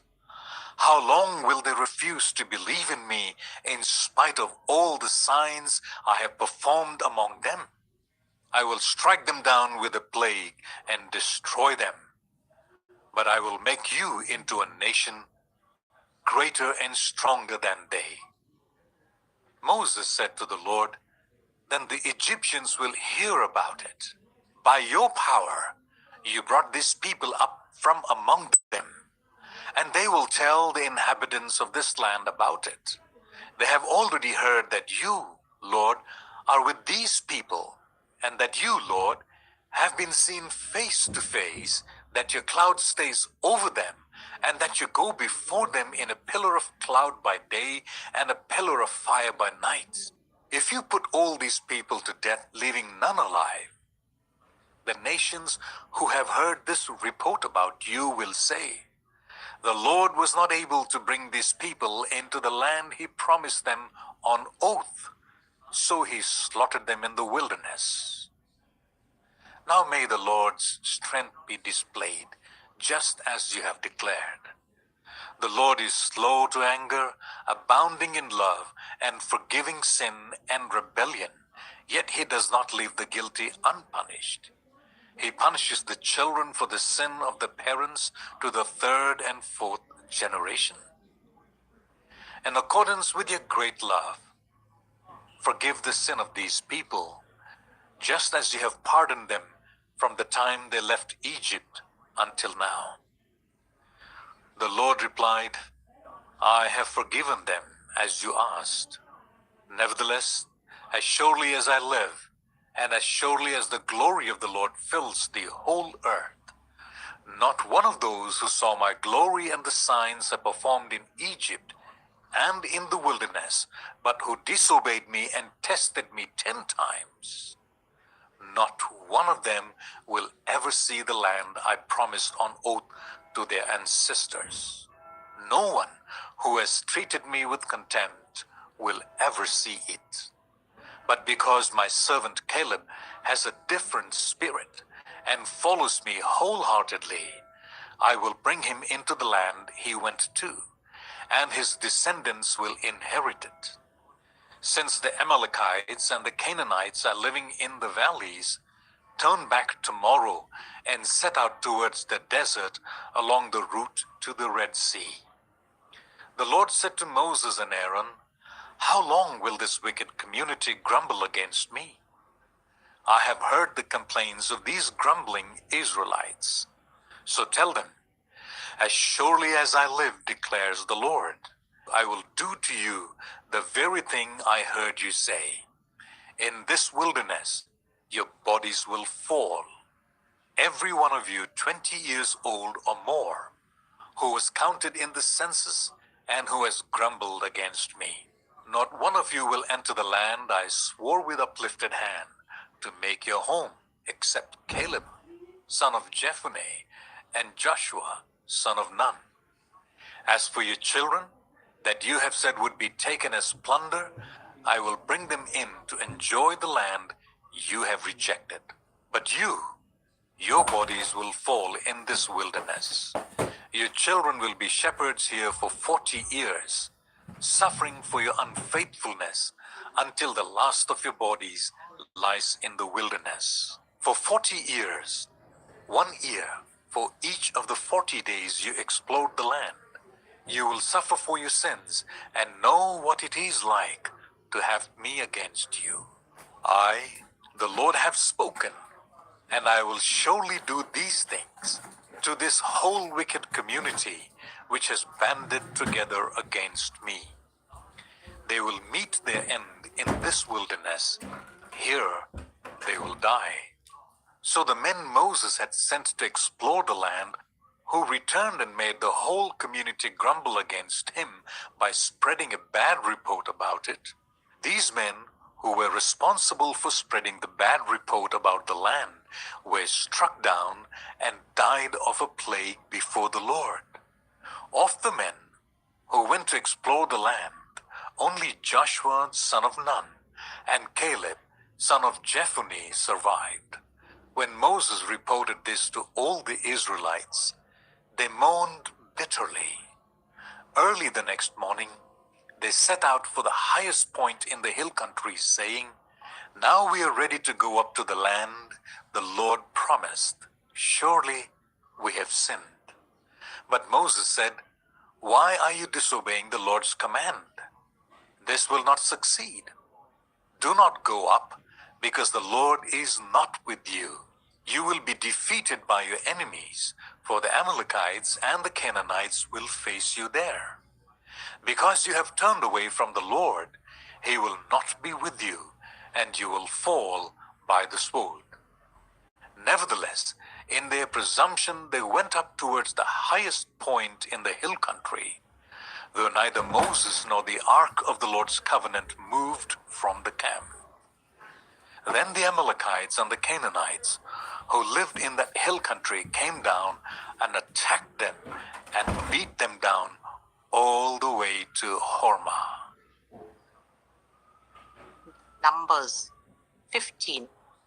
The Lord said to Moses, "Speak to the Israelites and say to them, after you enter the land I'm giving you as a home, and you present to the Lord food offerings from the herd or the flock, as an aroma pleasing to the Lord, whether burnt offerings or sacrifices, for special vows or freewill offerings or festival offerings, then the person who brings an offering shall present to the Lord a grain offering of 1/10 of an ephah of the finest flour mixed with 1/4 of a hin of olive oil. With each lamb for the burnt offering or the sacrifice, prepare 1/4 of a hin of wine as a drink offering. With the ram, prepare a grain offering of 1/5 of an ephah of the finest flour mixed with 1/3 of a hin of olive oil and 1/3 of a hin of wine as a drink offering. Offer it as an aroma pleasing to the Lord. When you prepare a young bull as a burnt offering or sacrifice, for a special vow or fellowship offering to the Lord, bring the bull with a grain offering of 3/10 of an ephah of the finest flour mixed with 1/2 a hin of olive oil, and also bring 1/2 a hin of wine as a drink offering. This will be a food offering, an aroma pleasing to the Lord. Each bull or ram, each lamb or young goat is to be prepared in this manner. Do this for each one, for as many as you prepare. Everyone who is native born must do these things in this way when they present a food offering as an aroma pleasing to the Lord, for the generations to come. Whenever a foreigner or anyone else living among you presents a food offering as an aroma pleasing to the Lord, they must do exactly as you do. The community is to have the same rules for you and for the foreigner residing among you. This is the lasting ordinance for the generations to come. You and the foreigner shall be the same before the Lord. The same laws and regulations will apply both to you and to the foreigner residing among you. The Lord said to Moses, Speak to the Israelites and say to them, when you enter the land to which I'm taking you, and you eat the food of the land, present a portion as an offering to the Lord. Present a loaf from the first of your ground meal, and present it as an offering from the threshing floor. Throughout the generations to come, you are to give this offering to the Lord from the first of your ground meal. Now, if you as a community unintentionally fail to keep any of these commands the Lord gave Moses, any of the Lord's commands to you through him, from the day the Lord gave them and continuing through the generations to come, and if this is done unintentionally without the community being aware of it, then the whole community is to offer a young bull for a burnt offering as an aroma pleasing to the Lord, along with its prescribed grain offering and drink offering, and a male goat for a sin offering. The priest is to make atonement for the whole Israelite community, and they will be forgiven, for it was not intentional, and they have presented to the Lord for their wrong a food offering and a sin offering. The whole Israelite community and the foreigners residing among them will be forgiven, because all the people were involved in the unintentional wrong. But if just one person sins unintentionally, that person must bring a year-old female goat for a sin offering. The priest is to make atonement before the Lord for the one who erred by sinning unintentionally, and when the atonement has been made, that person will be forgiven. One and the same law applies to everyone who sins unintentionally, whether a native-born Israelite or a foreigner residing among you. But anyone who sins defiantly, whether native-born or foreigner, utters blasphemy against the Lord and must be cut off from the people of Israel, because they have despised the Lord's word and broken his commands. They must surely be cut off. Their guilt remains on them. While the Israelites were in the wilderness, a man was found gathering wood on the Sabbath day. Those who found him gathering wood brought him to Moses and Aaron and the whole assembly, and they kept him in custody because it was not clear what should be done to him. Then the Lord said to Moses, "The man must die. The whole assembly must stone him outside the camp." So the assembly took him outside the camp and stoned him to death, as the Lord commanded Moses.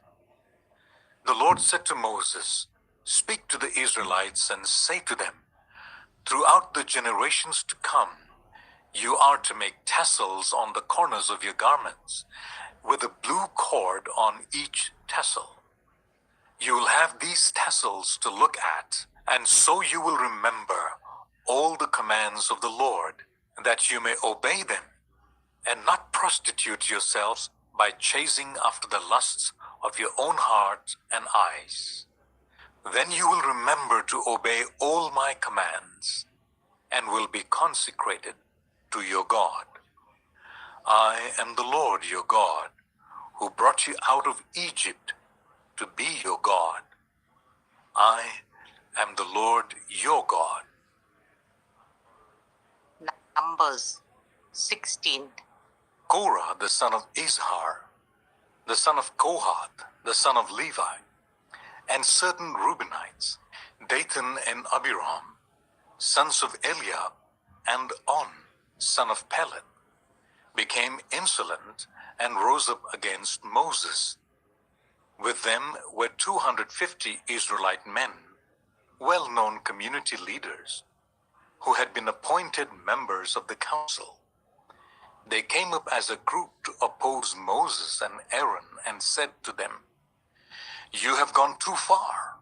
The whole community is holy, every one of them, and the Lord is with them. Why then do you set yourselves above the Lord's assembly?" When Moses heard this, he fell face down. Then he said to Korah and all his followers, "In the morning the Lord will show who belongs to him and who is holy, and he will make that person come near him. The man he chooses, he will cause to come near him. You, Korah, and all your followers are to do this. Take censers, and tomorrow put burning coals and incense in them before the Lord. The man the Lord chooses will be the one who is holy. You Levites have gone too far." Moses also said to Korah, "Now listen, you Levites. Isn't it enough for you that the God of Israel has separated you from the rest of the Israelite community and brought you near himself to do the work at the Lord's tabernacle and to stand before the community and minister to them? He has brought you and all your fellow Levites near himself. But now you are trying to get the priesthood too? It is against the Lord that you and all your followers have banded together. Who is Aaron that you should grumble against him?" Then Moses summoned Dathan and Abiram, sons of Eliab. But they said, "We will not come. Isn't it enough that you have brought us up out of a land flowing with milk and honey to kill us in the wilderness? And now you also want to lord it over us? Moreover, you haven't brought us into a land flowing with milk and honey, or given us an inheritance of fields and vineyards. Do you want to treat these men like slaves? No, we will not come."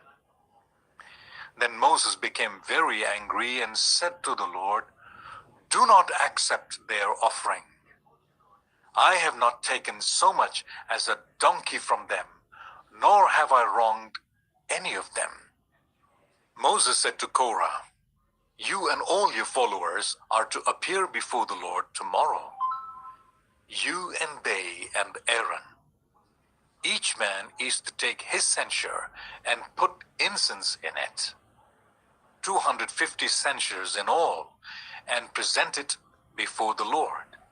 You and Aaron are to present your censers also."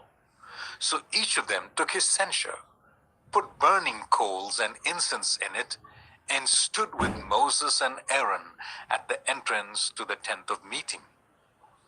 When Korah had gathered all his followers in opposition to them at the entrance to the tent of meeting, the glory of the Lord appeared to the entire assembly. The Lord said to Moses and Aaron, "Separate yourselves from this assembly, so that I can put an end to them at once." But Moses and Aaron fell face down and cried out, "O God, the God who gives breath to all living things, will you be so angry with the entire assembly when only one man sins?" Then the Lord said to Moses, "Say to the assembly, move away from the tents of Korah, Dathan, and Abiram."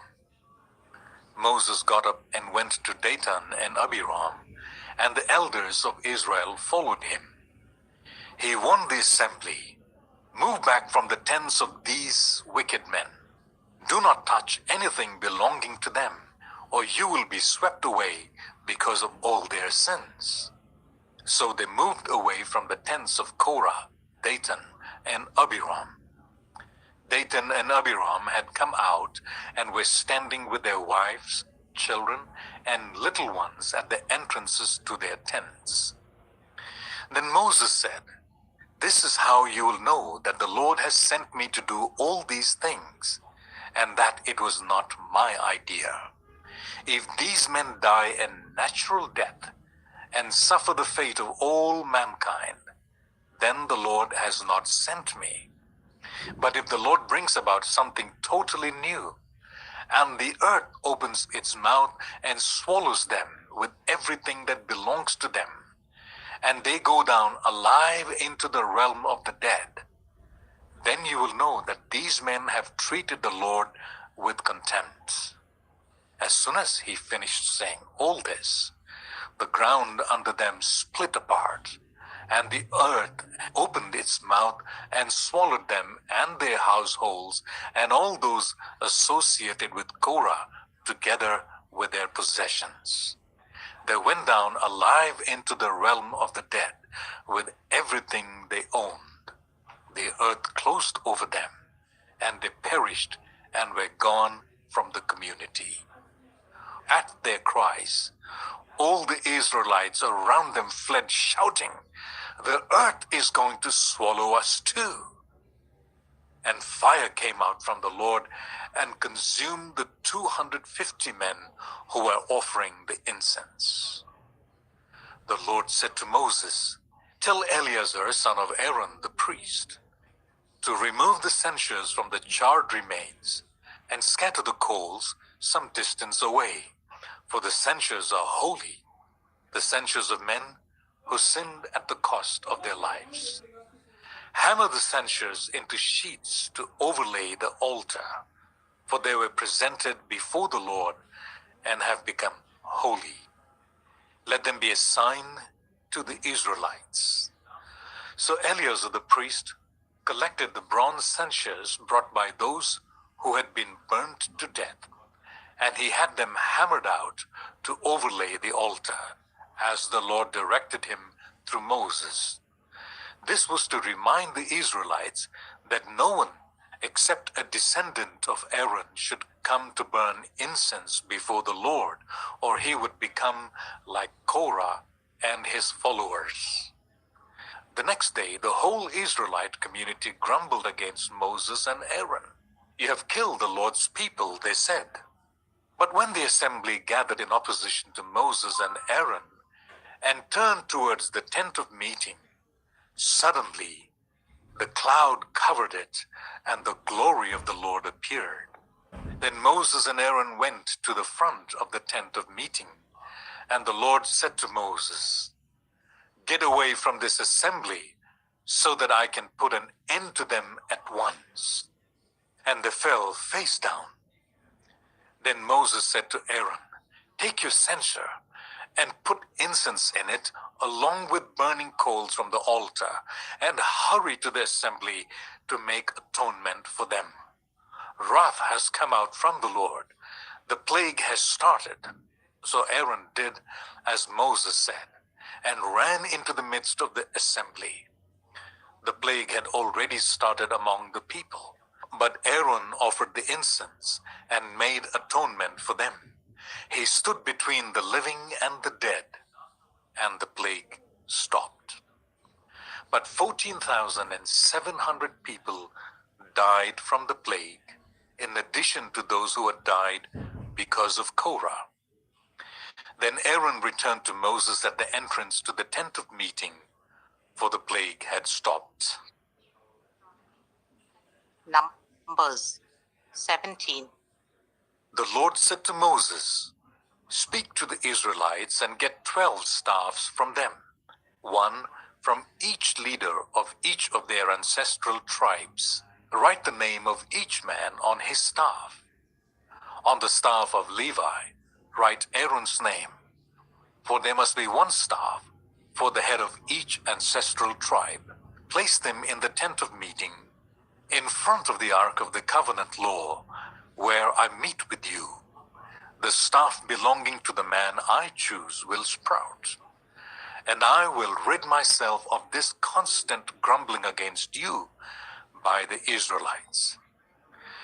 So Moses spoke to the Israelites, and their leaders gave him 12 staffs, one for the leader of each of their ancestral tribes, and Aaron's staff was among them. Moses placed the staffs before the Lord in the tent of the covenant law. The next day Moses entered the tent and saw that Aaron's staff, which represented the tribe of Levi, had not only sprouted, but had budded, blossomed, and produced almonds. Then Moses brought out all the staffs from the Lord's presence to all the Israelites. They looked at them, and each of the leaders took his own staff.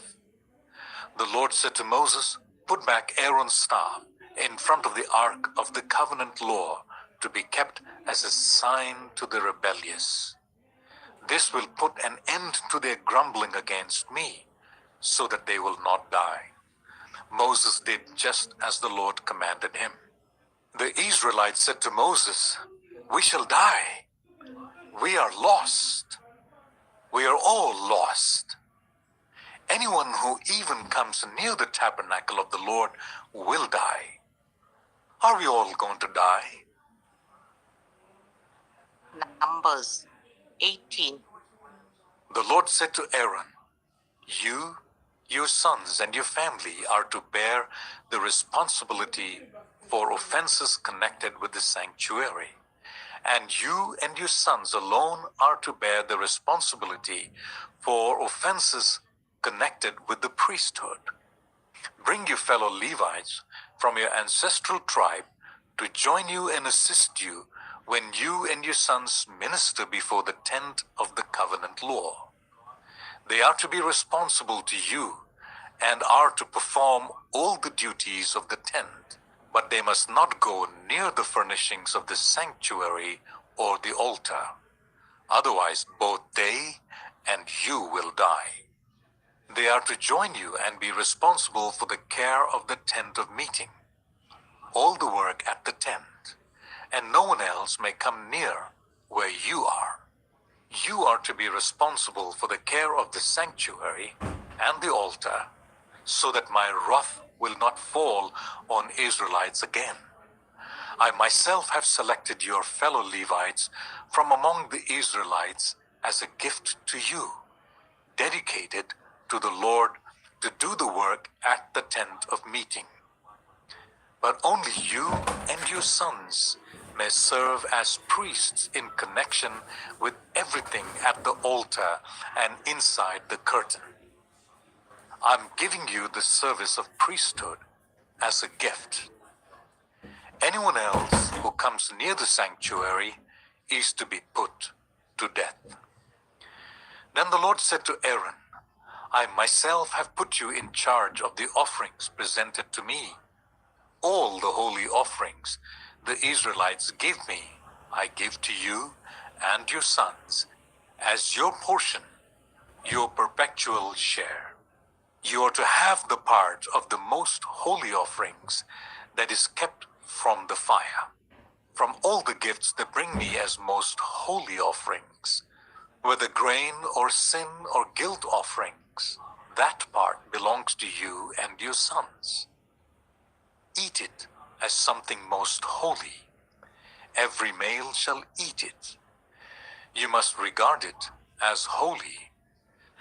This also is yours, whatever is set aside from the gifts of all the wave offerings of the Israelites. I give this to you and your sons and daughters as your perpetual share. Everyone in your household who is ceremonially clean may eat it. I give you all the finest olive oil, and all the finest new wine and grain they give to the Lord as the first fruits of their harvest. All the land's first fruits that they bring to the Lord will be yours. Everyone in your household who is ceremonially clean may eat it. Everything in Israel that is devoted to the Lord is yours. The first offspring of every womb, both human and animal, that is offered to the Lord is yours. But you must redeem every firstborn son and every firstborn male of unclean animals. When they are a month old, you must redeem them at the redemption price set at 5 shekels of silver, according to the sanctuary shekel, which weighs 20 gerahs. But you must not redeem the firstborn of an ox, a sheep, or a goat. They are holy. Splash their blood against the altar, and burn their fat as a food offering, an aroma pleasing to the Lord. Their meat is to be yours, just as the breast of the wave offering and the right thigh are yours. Whatever is set aside from the holy offerings the Israelites present to the Lord, I give to you and your sons and daughters as your perpetual share. It is an everlasting covenant of salt before the Lord for both you and your offspring. The Lord said to Aaron, you will have no inheritance in their land, nor will you have any share among them. I am your share and your inheritance among the Israelites. I give to the Levites all the tithes in Israel as their inheritance in return for the work they do while serving at the tent of meeting. From now on, the Israelites must not go near the tent of meeting, or they will bear the consequences of their sin and will die. It is the Levites who are to do the work at the tent of meeting and bear the responsibility for any offenses they commit against it. This is a lasting ordinance for the generations to come. They will receive no inheritance among the Israelites. Instead, I give to the Levites as their inheritance the tithes that the Israelites present as an offering to the Lord. That is why I said concerning them, they will have no inheritance among the Israelites. The Lord said to Moses, speak to the Levites and say to them, when you receive from the Israelites the tithe I give you as an inheritance, you must present a tenth of that tithe as the Lord's offering. Your offering will be reckoned to you as grain from the threshing floor or juice from the winepress. In this way, you also will present an offering to the Lord from all the tithes you receive from the Israelites. From these tithes, you must give the Lord's portion to Aaron the priest. You must present as the Lord's portion the best and holiest part of everything given to you. Say to the Levites, when you present the best part, it will be reckoned to you as the product of the threshing floor or the winepress. You and your household may eat the rest of it anywhere, for it is your wages for your work at the tent of meeting. By presenting the best part of it, you will not be guilty in this matter. Then you will not defile the holy offerings of the Israelites, and you will not die. Numbers 19. The Lord said to Moses and Aaron, this is a requirement of the law that the Lord has commanded. Tell the Israelites to bring you a red heifer without defect or blemish, and that has never been under a yoke. Give it to Eleazar the priest. It is to be taken outside the camp and slaughtered in his presence. Then Eleazar the priest is to take some of its blood on his fingers and sprinkle it 7 times towards the front of the tent of meeting. While he watches, the heifer is to be burned, its hide, flesh, blood, and intestines. The priest is to take some cedar wood, hyssop, and scarlet wool, and throw them into the burning heifer. After that, the priest must wash his clothes and bathe himself with water. He may then come into the camp, but he will be ceremonially unclean till evening. The man who burns it must also wash his clothes and bathe with water, and he too will be unclean till evening. A man who is clean shall gather up the ashes of the heifer and put them in a ceremonially clean place outside the camp. They are to be kept by the Israelite community for use in the water of cleansing. It is for purification from sin. The man who gathers up the ashes of the heifer must also wash his clothes, and he too will be unclean till evening. This will be a lasting ordinance both for the Israelites and for the foreigners residing among them. Whoever touches a human corpse will be unclean for 7 days. They must purify themselves with the water on the 3rd day and on the 7th day. Then they will be clean. But if they do not purify themselves on the third and seventh days, they will not be clean. If they fail to purify themselves after touching a human corpse, they defile the Lord's tabernacle. They must be cut off from Israel. Because the water of cleansing has not been sprinkled on them, they are unclean. The uncleanliness remains on them. This is the law that applies when a person dies in a tent. Anyone who enters the tent and anyone who is in it will be unclean for 7 days. And every open container without a lid fastened on it will be unclean. Anyone out in the open who touches someone who has been killed with the sword, or someone who has died a natural death, or anyone who touches a human bone or a grave will be unclean for 7 days. For the unclean person, put some ashes from the burnt purification offering into a jar and pour fresh water over them. Then a man who is ceremonially clean is to take some hyssop, dip it in the water, and sprinkle the tent and all the furnishings and the people who were there. He must also sprinkle anyone who has touched a human bone or a grave, or anyone who has been killed, or anyone who has died a natural death. The man who is clean is to sprinkle those who are unclean on the third and seventh days, and on the seventh day he is to purify them. Those who are being cleansed must wash their clothes and bathe with water, and that evening they will be clean. But if those who are unclean do not purify themselves, they must be cut off from the community, because they have defiled the sanctuary of the Lord. The water of cleansing has not been sprinkled on them, and they are unclean. This is a lasting ordinance for them. The man who sprinkles the water of cleansing must also wash his clothes, and anyone who touches the water of cleansing will be unclean till evening. Anything that an unclean person touches becomes unclean, and anyone who touches it becomes unclean till evening.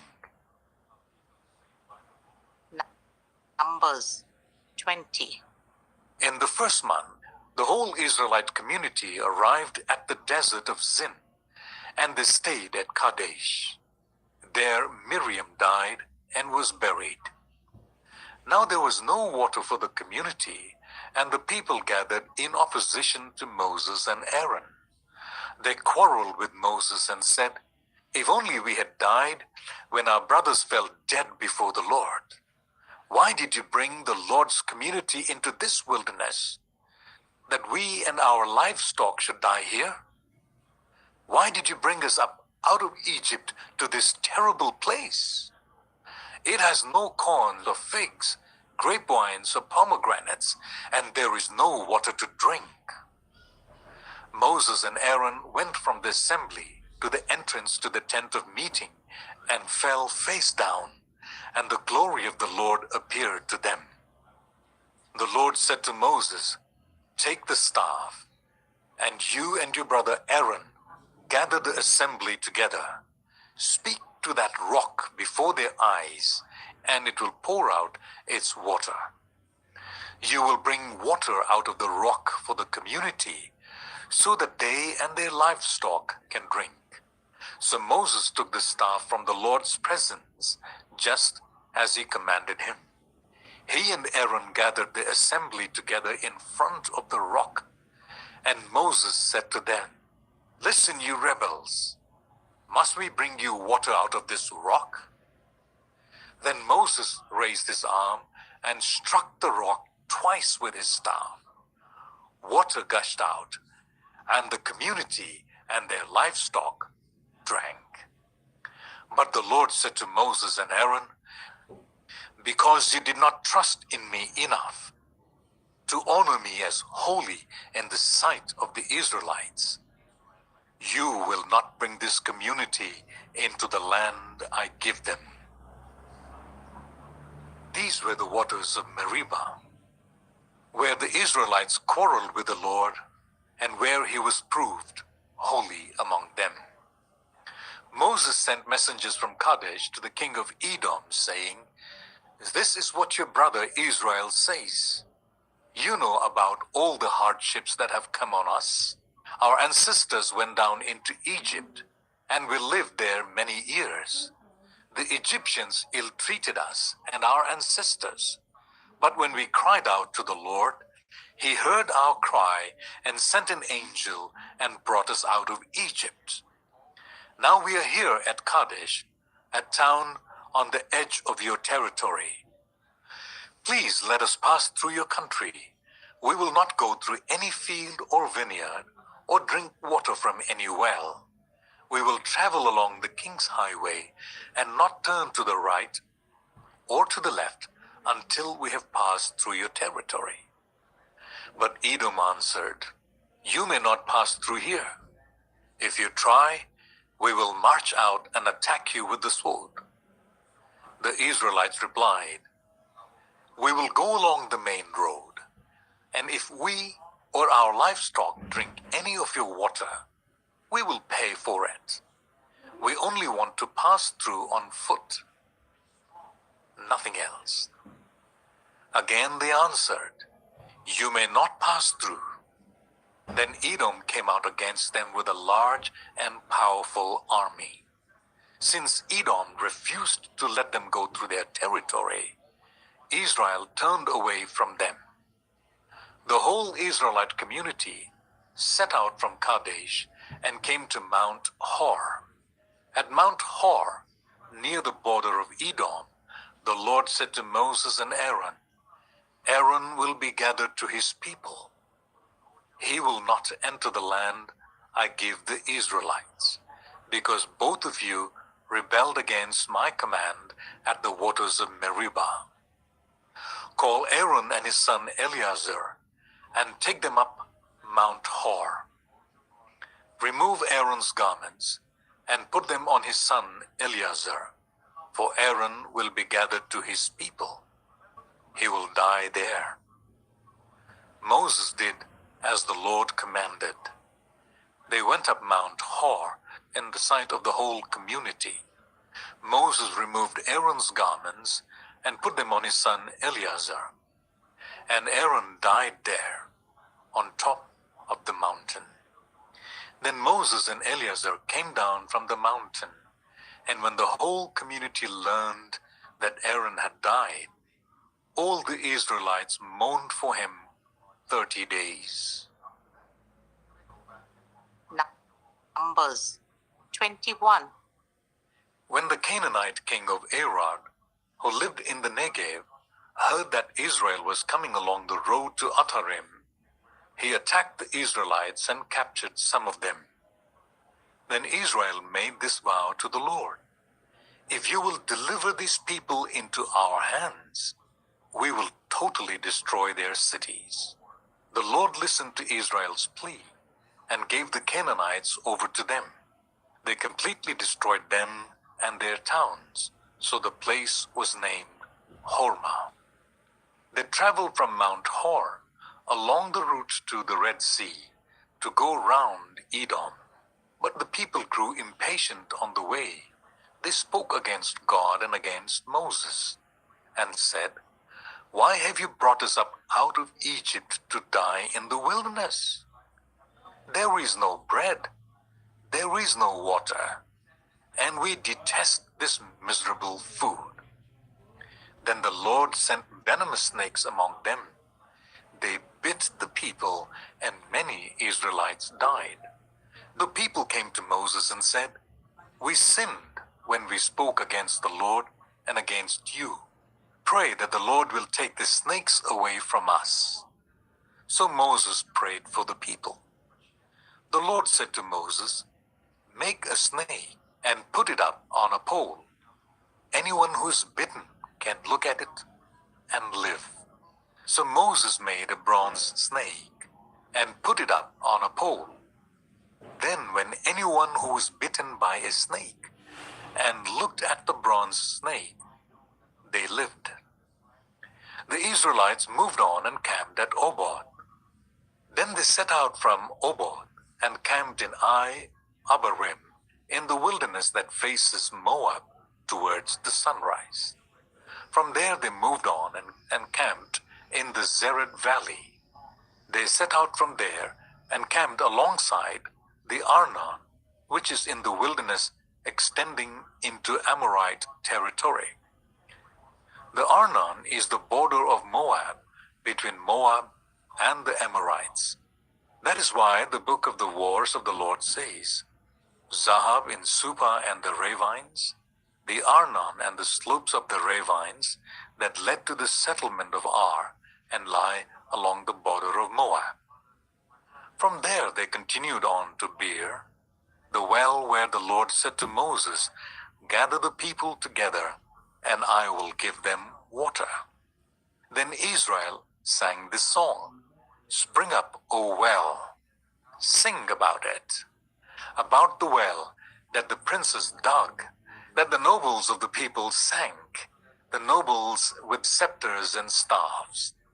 Then they went from the wilderness to Matana, from Matana to Nahalel, from Nahalel to Bamoth, and from Bamoth to the valley in Moab, where the top of Pisgah overlooks the wasteland. Israel sent messengers to say to Sihon, king of the Amorites, Let us pass through your country. We will not turn aside into any field or vineyard, or drink water from any well. We will travel along the king's highway until we have passed through your territory. But Sihon would not let Israel pass through his territory. He mustered his entire army and marched out into the wilderness against Israel. When he reached Jahaz, he fought with Israel. Israel, however, put him to the sword and took over his land from the Arnon to the Jabbok, but only as far as the Ammonites, because their borders were fortified. Israel captured all the cities of the Amorites and occupied them, including Heshbon and all its surrounding settlements. Heshbon was the city of Sihon, king of the Amorites, who had fought against the former king of Moab and had taken from him all his land as far as the Arnon. That is why the poets say, Come to Heshbon and let it be rebuilt. Let Sihon's city be restored. Fire went out from Heshbon, a blaze from the city of Sihon. It consumed Ar of Moab, the citizens of Arnon's heights. Woe to you, Moab! You are destroyed, people of Chemosh. He has given up his sons as fugitives and his daughters as captives to Sihon, king of the Amorites. But we have overthrown them. Heshbon's dominion has been destroyed all the way to Dibon. We have demolished them as far as Nopah, which extends to Medeba. So Israel settled in the land of the Amorites. After Moses had sent spies to Jazer, the Israelites captured its surrounding settlements and drove out the Amorites who were there. Then they turned and went up along the road towards Bashan. And Og, king of Bashan, and his whole army marched out to meet them in battle at Edrei. The Lord said to Moses, Do not be afraid of him, for I have delivered him into your hands, along with his whole army and his land. Do to him what you did to Sihon, king of the Amorites, who reigned in Heshbon. So they struck him down, together with his sons and his whole army, leaving them no survivors. And they took possession of his land. Numbers 22. Then the Israelites traveled to the plains of Moab and camped along the Jordan opposite Jericho. Now Balak, son of Zippor, saw all that Israel had done to the Amorites, and Moab was terrified because there were so many people. Indeed, Moab was filled with dread because of the Israelites. The Moabites said to the elders of Midian, This horde is going to lick up everything around us as an ox licks up the grass of the field. So Balak, son of Zippor, who was king of Moab at that time, sent messengers to summon Balaam, son of Beor, who was at Pethor near the river Euphrates in his native land. Balak said, "A people has come out of Egypt. They cover the face of the land and have settled next to me. Now come and put a curse on these people, because they are too powerful for me. Perhaps then I will be able to defeat them and drive them out of the land.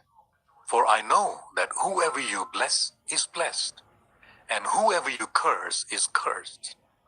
The elders of Moab and Midian left, taking with them the fee for divination. When they came to Balaam, they told him what Balak had said. "Spend the night here," Balaam said to them, "and I will report back to you with the answer the Lord gives me." So the Moabite officials stayed with him. God came to Balaam and asked, "Who are these men with you?" Balaam said to God, "Balak, son of Zippor, king of Moab, sent me this message. A people that has come out of Egypt covers the face of the land. Now come and put a curse on them for me. Perhaps then I'll be able to fight them and drive them away." But God said to Balaam, "Do not go with them. You must not put a curse on those people, because they are blessed."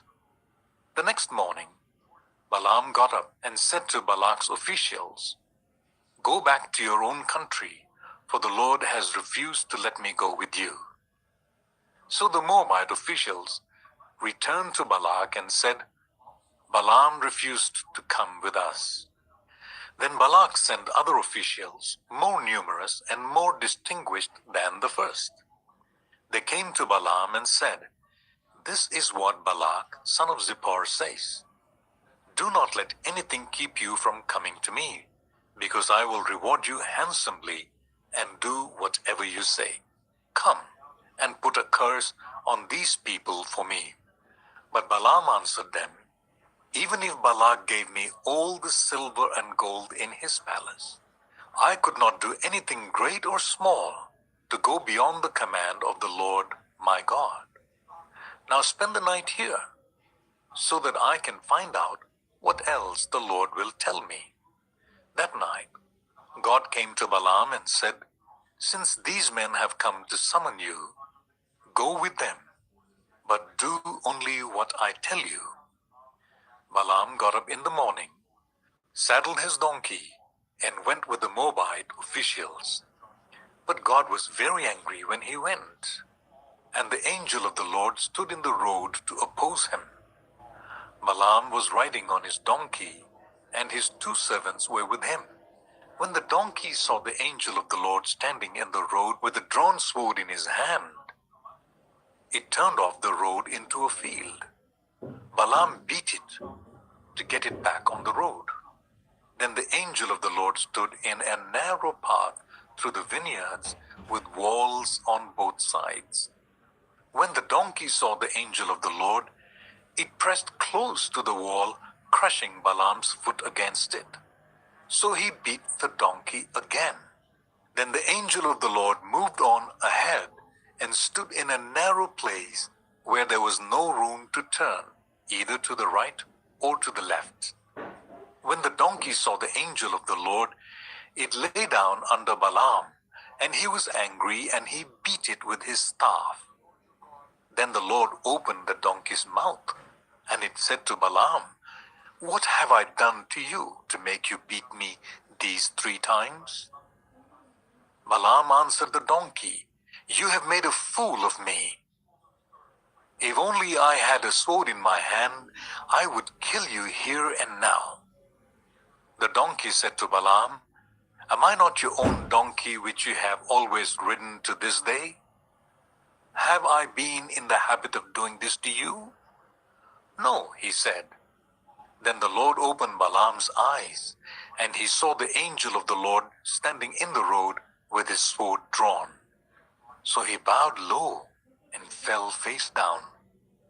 The angel of the Lord asked him, "Why have you beaten your donkey these 3 times? I have come here to oppose you, because your path is a reckless one before me. The donkey saw me and turned away from me these 3 times. If it had not turned away, I would certainly have killed you by now, but I would have spared it." Balaam said to the angel of the Lord, "I have sinned. I did not realize you were standing in the road to oppose me. Now if you are displeased, I will go back." The angel of the Lord said to Balaam, "Go with the men, but speak only what I tell you." So Balaam went with Balak's officials. When Balak heard that Balaam was coming, he went out to meet him at the Moabite town on the Arnon border at the edge of his territory. Balak said to Balaam, "Did I not send you an urgent summons? Why didn't you come to me?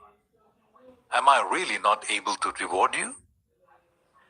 "Well, I have come to you now," Balaam replied, "but I can't say whatever I please. I must speak only what God puts in my mouth." Then Balaam went with Balak to Kiriath Huzoth.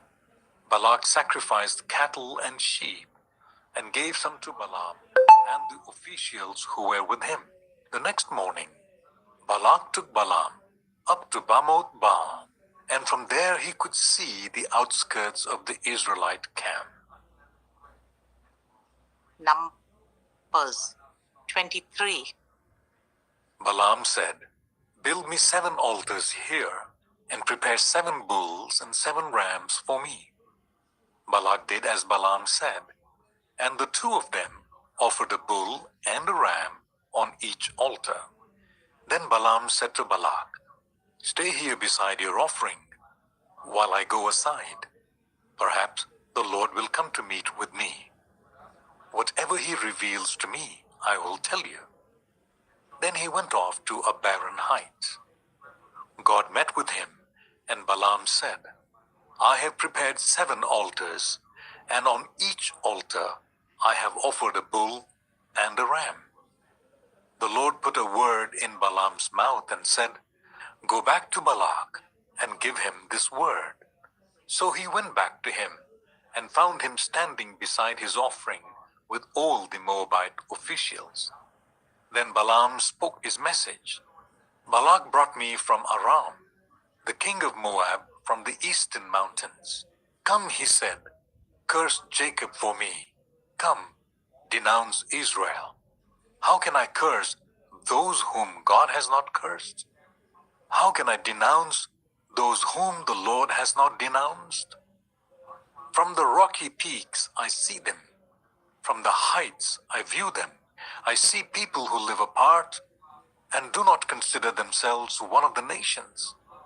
Who can count the dust of Jacob, or number even a fourth of Israel? Let me die the death of the righteous, and may my final end be like theirs." Balak said to Balaam, "What have you done to me? I brought you to curse my enemies, but you have done nothing but bless them." He answered, "Must I not speak what the Lord puts in my mouth?" Then Balak said to him, "Come with me to another place where you can see them. You will not see them all, but only the outskirts of their camp, and from there curse them for me." So he took them to the field of Zophim on the top of Pisgah, and there he built 7 altars and offered a bull and a ram on each altar. Balaam said to Balak, "Stay here beside your offering, while I meet with him over there." The Lord met with Balaam and put a word in his mouth and said, "Go back to Balak and give him this word." So he went to him and found him standing beside his offering with the Moabite officials. Balak asked him, "What did the Lord say?" Then he spoke his message. "Arise, Balak, and listen. Hear me, son of Zippor. God is not human that he should lie. not a human being that he should change his mind. Does he speak and then not act? Does he promise and not fulfill? I have received a command to bless. He has blessed, and I cannot change it. No misfortune is seen in Jacob, no misery observed in Israel. The Lord their God is with them. The shout of the king is among them. God brought them out of Egypt. They have the strength of a wild ox. There is no divination against Jacob, no evil omens against Israel. It will now be said of Jacob and of Israel, see what God has done. The people rise like a lioness. They rouse themselves like a lion that does not rest till it devours its prey and drinks the blood of its victims. Then Balak said to Balaam, neither curse them at all, nor bless them at all. Balaam answered, did I not tell you I must do whatever the Lord says? Then Balak said to Balaam, come, let me take you to another place. Perhaps it will please God to let you curse them for me from there. And Balak took Balaam to the top of Peor, overlooking the wasteland. Balaam said, build me 7 altars here, and prepare 7 bulls and 7 rams for me. Balak did as Balaam had said, and offered a bull and a ram on each altar. Numbers 24. Now when Balaam saw that it pleased the Lord to bless Israel, he did not resort to divination as at other times, but turned his face towards the wilderness. When Balaam looked out and saw Israel camped tribe by tribe, the Spirit of God came on him, and he spoke his message. The prophecy of Balaam, son of Beor, the prophecy of one whose eye sees clearly, the prophecy of one who hears the words of God, who sees a vision from the Almighty, who falls prostrate, and whose eyes are opened. How beautiful are your tents, Jacob, your dwelling places, Israel. Like valleys they spread out, like gardens beside a river, like aloes planted by the Lord, like cedars beside the waters. Water will flow from their buckets. Their seed will have abundant water. Their king will be greater than Agag. Their kingdom will be exalted. God brought them out of Egypt. They have the strength of a wild ox. They devour hostile nations and break their bones in pieces. With their arrows they pierce them. Like a lion they crouch and lie down. Like a lioness, who dares to rouse them? May those who bless you be blessed, and those who curse you be cursed. Then Balak's anger burned against Balaam. He struck his hands together and said to him, I summoned you to curse my enemies, but you have blessed them these 3 times. Now leave at once and go home. I said I would reward you handsomely, but the Lord has kept you from being rewarded. Balaam answered Balak, did I not tell the messengers you sent me? Even if Balak gave me all the silver and gold in his palace, I could not do anything of my own accord, good or bad, to go beyond the command of the Lord, and I must say only what the Lord says. Now I'm going back to my people. But come, let me warn you of what this people will do to your people in days to come. Then he spoke his message, the prophecy of Balaam, son of Beor, the prophecy of one whose eye sees clearly, the prophecy of one who hears the words of God, and who has knowledge from the Most High, who sees a vision from the Almighty, who falls prostrate, and whose eyes are open. I see him, but not now. I behold him, but not near. A star will come out of Jacob. A scepter will rise out of Israel. He will crush the foreheads of Moab, the skulls of all the people of Shed. Edom will be conquered. Seir, his enemy, will be conquered. But Israel will grow strong. A ruler will come out of Jacob and destroy the survivors of the city. Then Balaam saw Amalek and spoke his message. Amalek was first among the nations, but their end will be utter destruction. Then he saw the Kenites and spoke his message. Your dwelling place is secure. Your nest is set in a rock. Yet you Kenites will be destroyed when Ashur takes you captive. Then he spoke his message. Alas, who can live when God does this? Ships will come from the shores of Cyprus. They will subdue Ashur and Eber, but they too will come to ruin. Then Balaam got up and returned home, and Balak went his own way. Numbers 25. While Israel was staying in Shittim, the men began to indulge in sexual immorality with Moabite women who invited them to the sacrifices to their gods. The people ate the sacrificial meal and bowed down before these gods. So Israel yoked themselves to the Baal of Peor, and the Lord's anger burned against them. The Lord said to Moses, "Take all the leaders of these people, kill them, and expose them in broad daylight before the Lord, so that the Lord's fierce anger may turn away from Israel." So Moses said to Israel's judges, "Each of you must put to death those of your people who have yoked themselves to the Baal of Peor."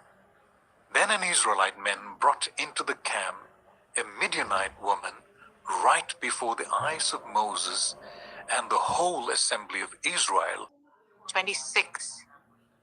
After the plague, the Lord said to Moses and Eleazar, son of Aaron the priest, "Take a census of the whole Israelite community by families, all those 20 years old or more who are able to serve in the army of Israel."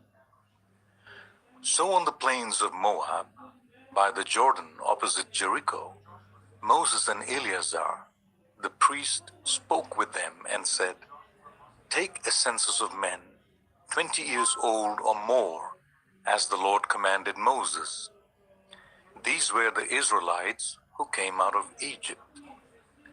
The descendants of Reuben, the firstborn son of Israel, were through Hanok, the Hanokite clan, through Palu, the Paluite clan, through Hezron, the Hezronite clan, through Carmi, the Carmite clan.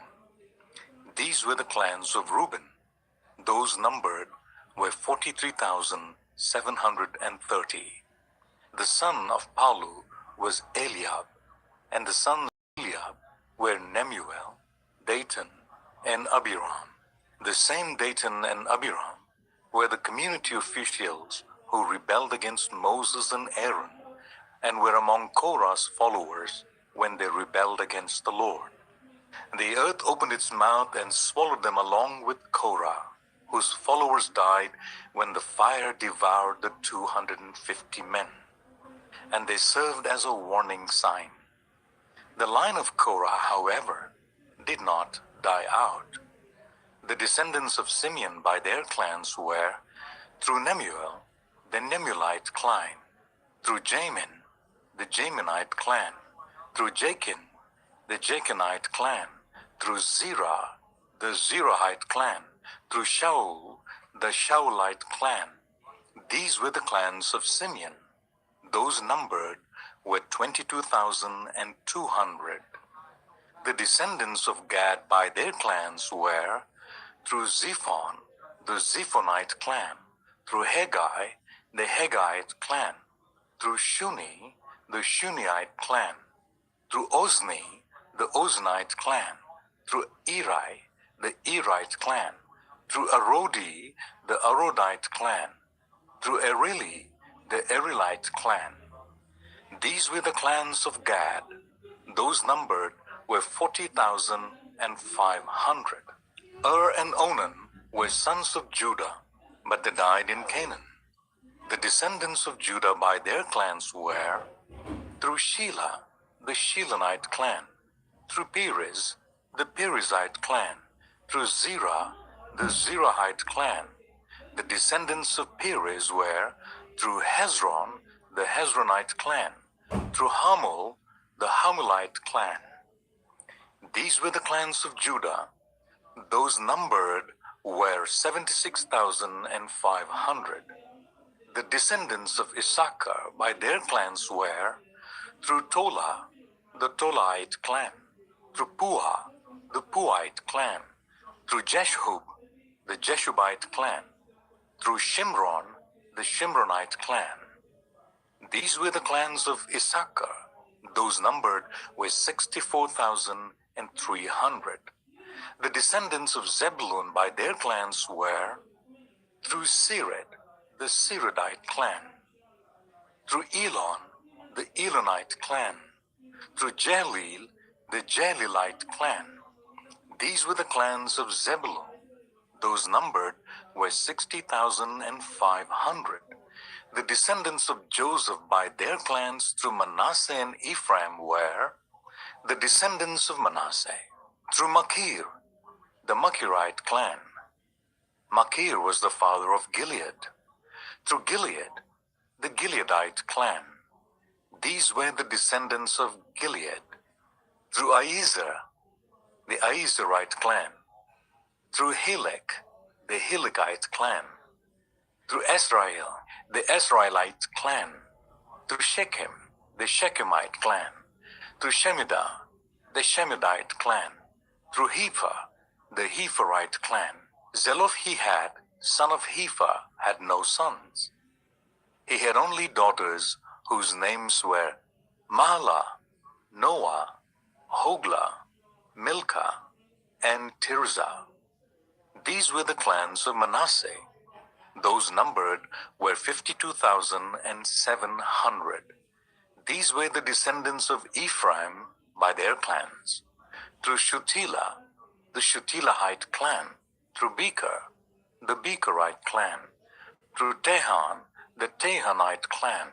These were the descendants of Shutelah. Through Iran, the Iranite clan. These were the clans of Ephraim.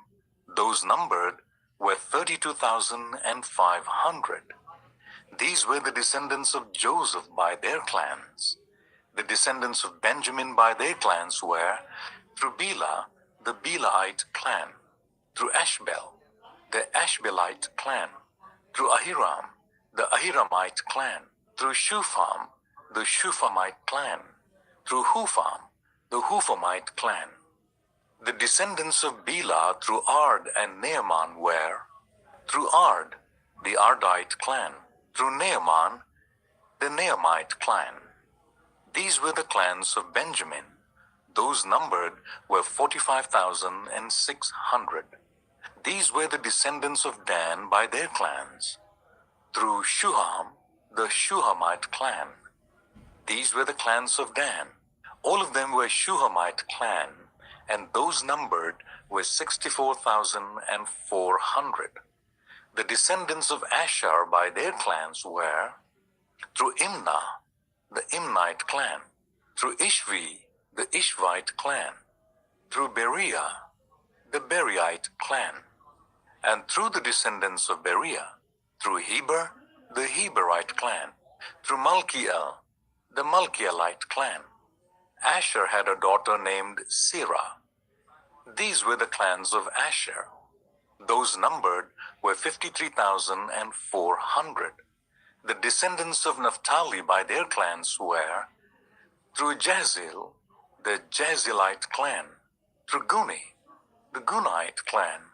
Through Jezer, the Jezerite clan. Through Shillem, the Shillemite clan. These were the clans of Naphtali. Those numbered were 45,400.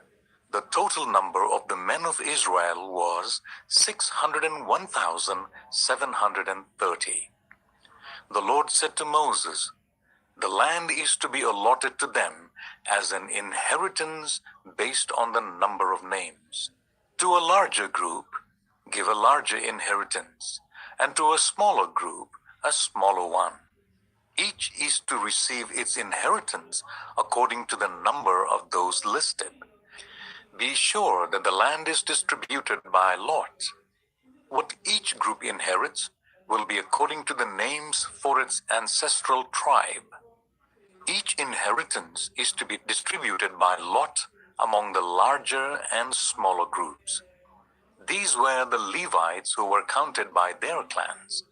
Through Gershon, the Gershonite clan. Through Kohath, the Kohathite clan. Through Merari, the Merarite clan. These also were Levite clans. The Libnite clan, the Hebronite clan, the Mahalite clan, the Mushite clan, the Korahite clan. Kohath was the forefather of Amram. The name of Amram's wife was Jochebed, a descendant of Levi who was born to the Levites in Egypt. To Amram she bore Aaron, Moses, and their sister Miriam. Aaron was the father of Nadab and Abihu, Eleazar and Ithamar. But Nadab and Abihu died when they made an offering before the Lord with unauthorized fire. All the male Levites a month old or more numbered 23,000. They were not counted along with the other Israelites because they received no inheritance among them. These are the ones counted by Moses and Eleazar the priest when they counted the Israelites on the plains of Moab by the Jordan opposite Jericho. Not one of them was among those counted by Moses and Aaron the priest when they counted the Israelites in the desert of Sinai. For the Lord had told those Israelites they would surely die in the wilderness, and not one of them was left except Caleb, the son of Jephunneh, and Joshua, son of Nun.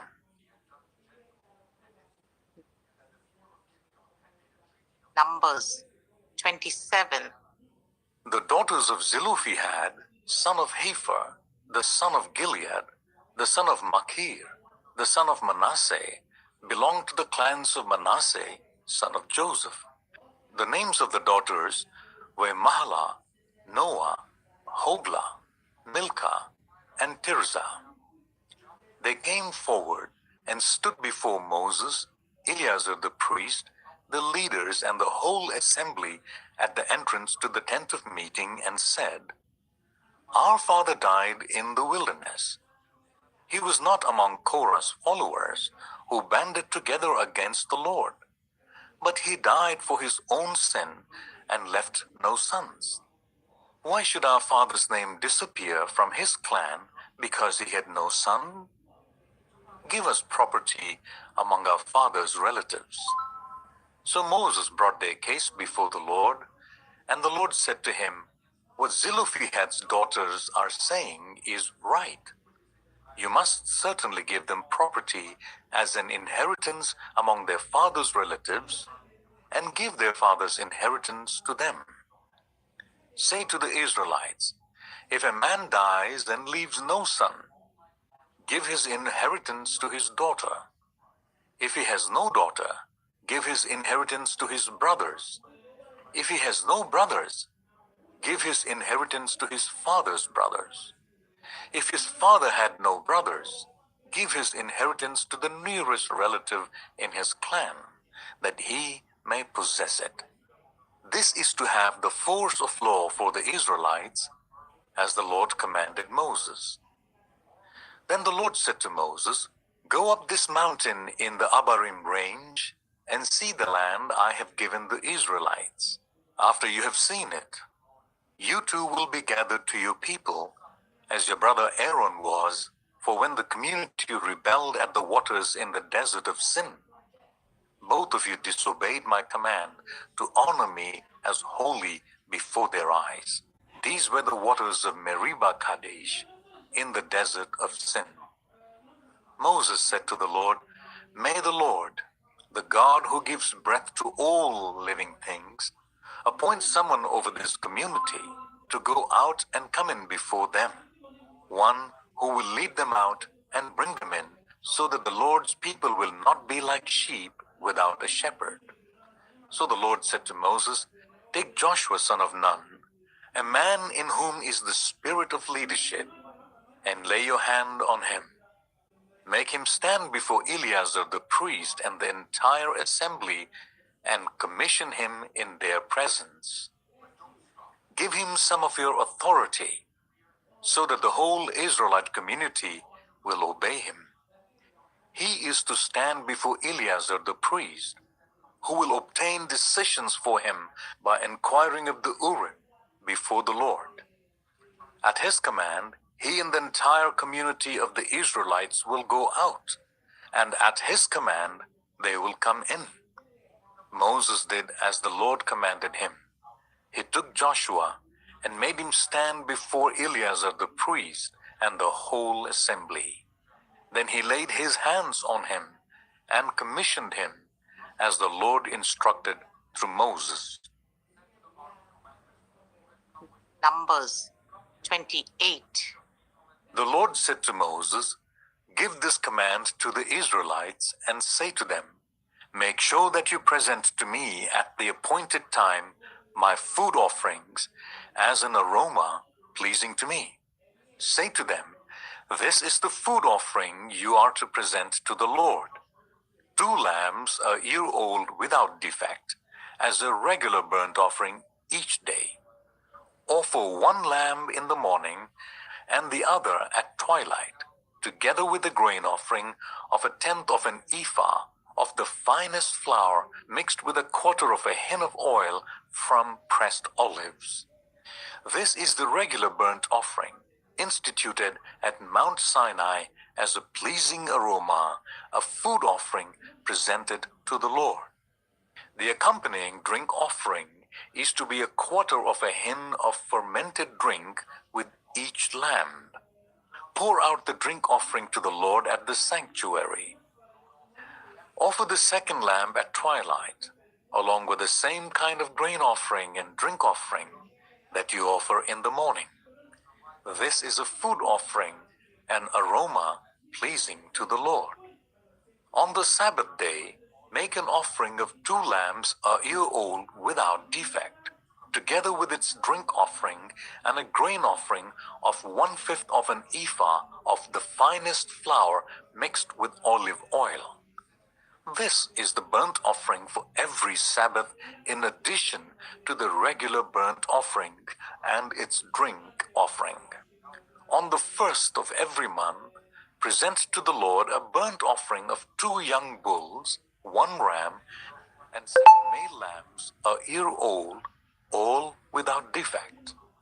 With each bull, there is to be a grain offering of 3/10 of an ephah of the finest flour mixed with oil.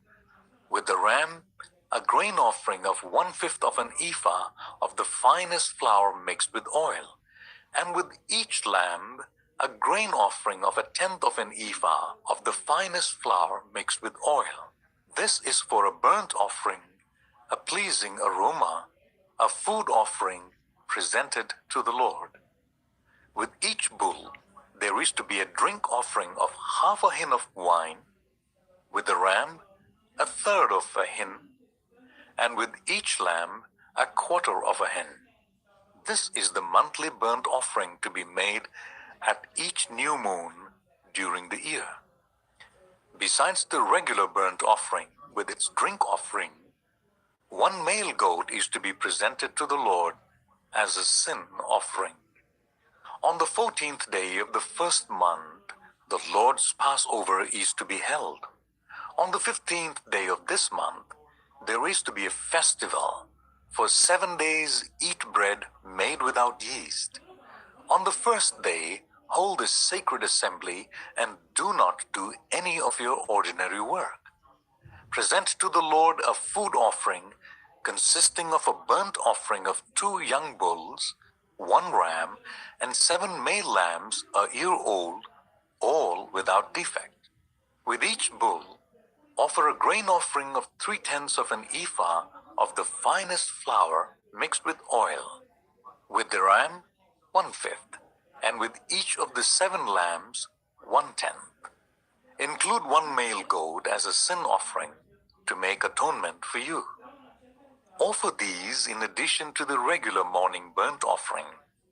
In this way, present the food offering every day for 7 days as an aroma pleasing to the Lord.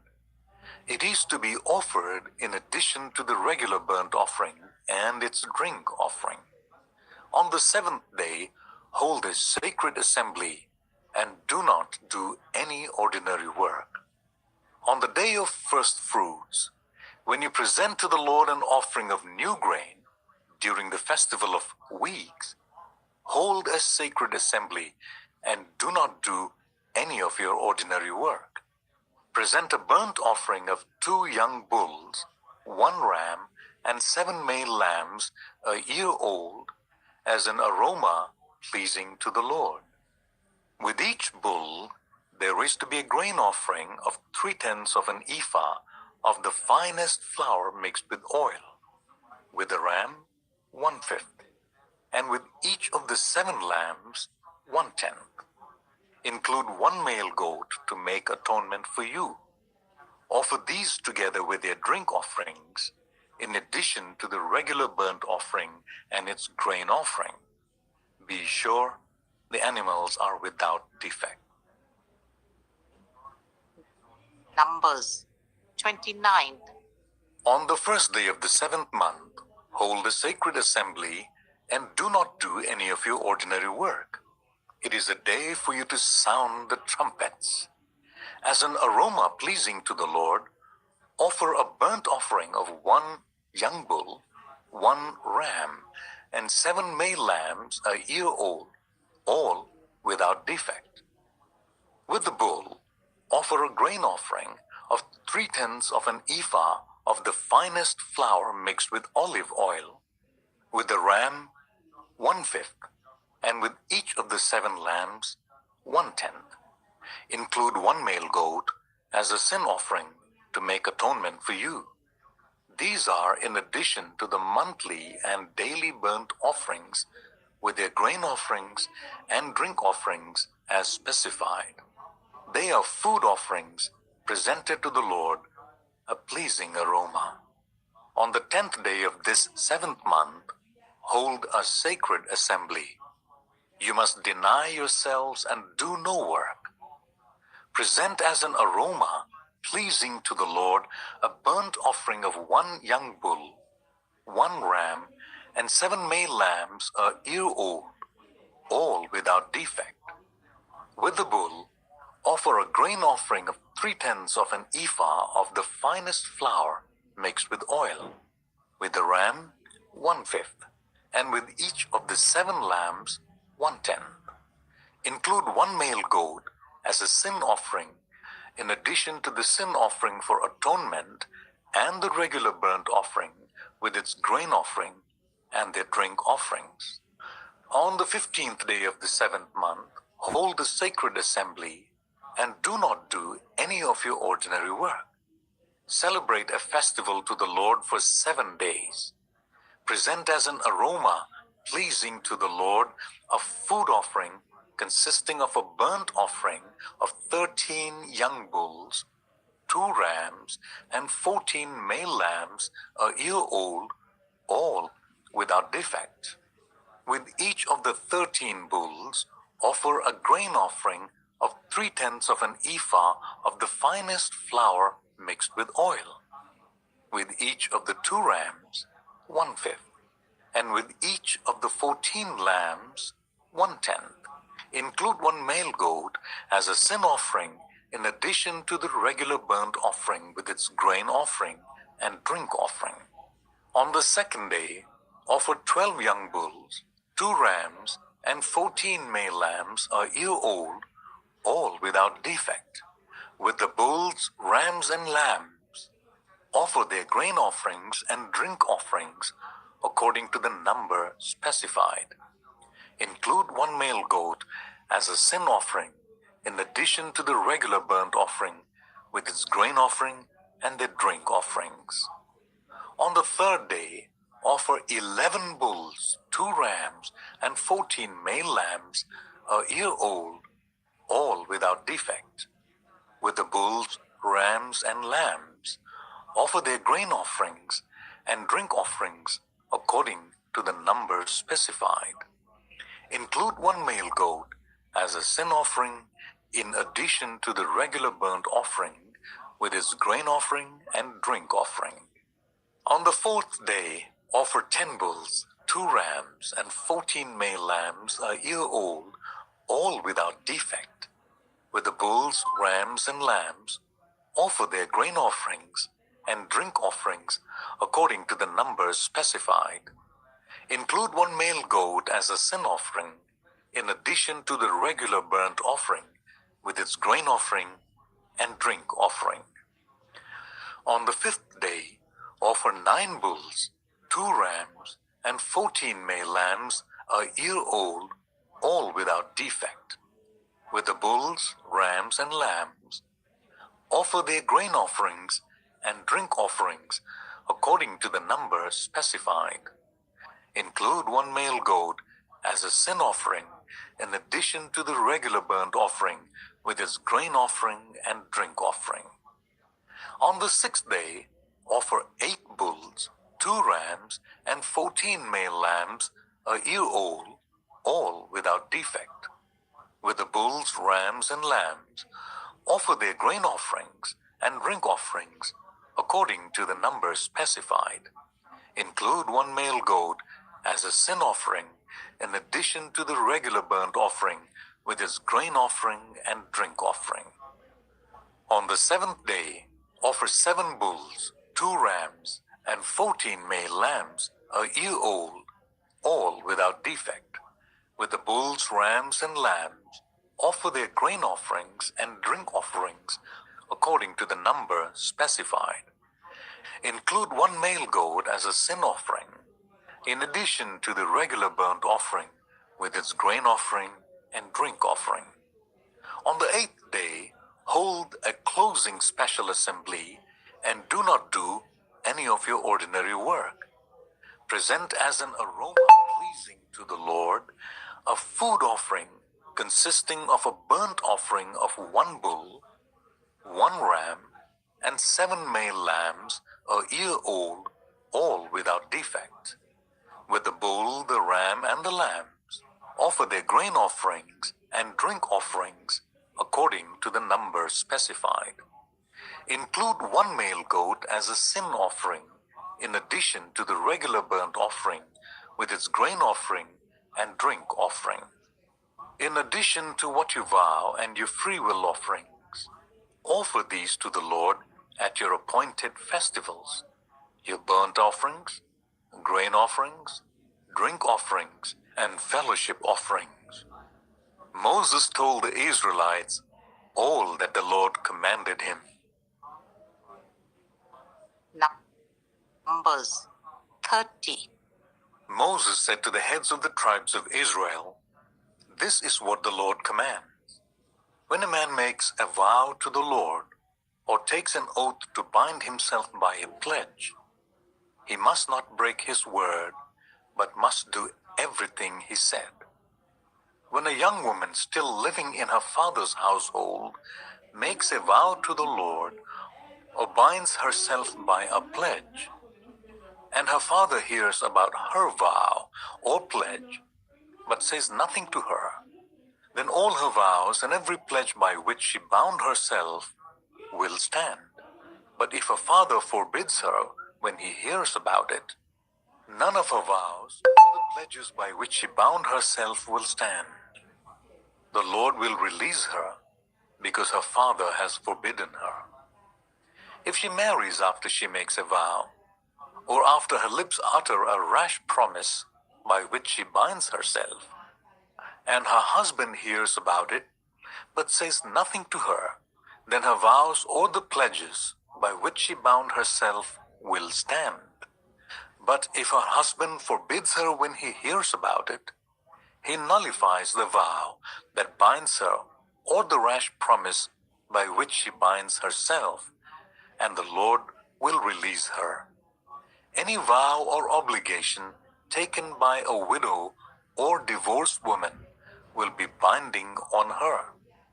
If a woman living with her husband makes a vow or binds herself by a pledge under oath, and her husband hears about it, but says nothing to her and does not forbid her, then all her vows or the pledges by which she bound herself will stand. But if her husband nullifies them when he hears about them, then none of the vows or the pledges that came from her lips will stand. Her husband has nullified them, and the Lord will release her.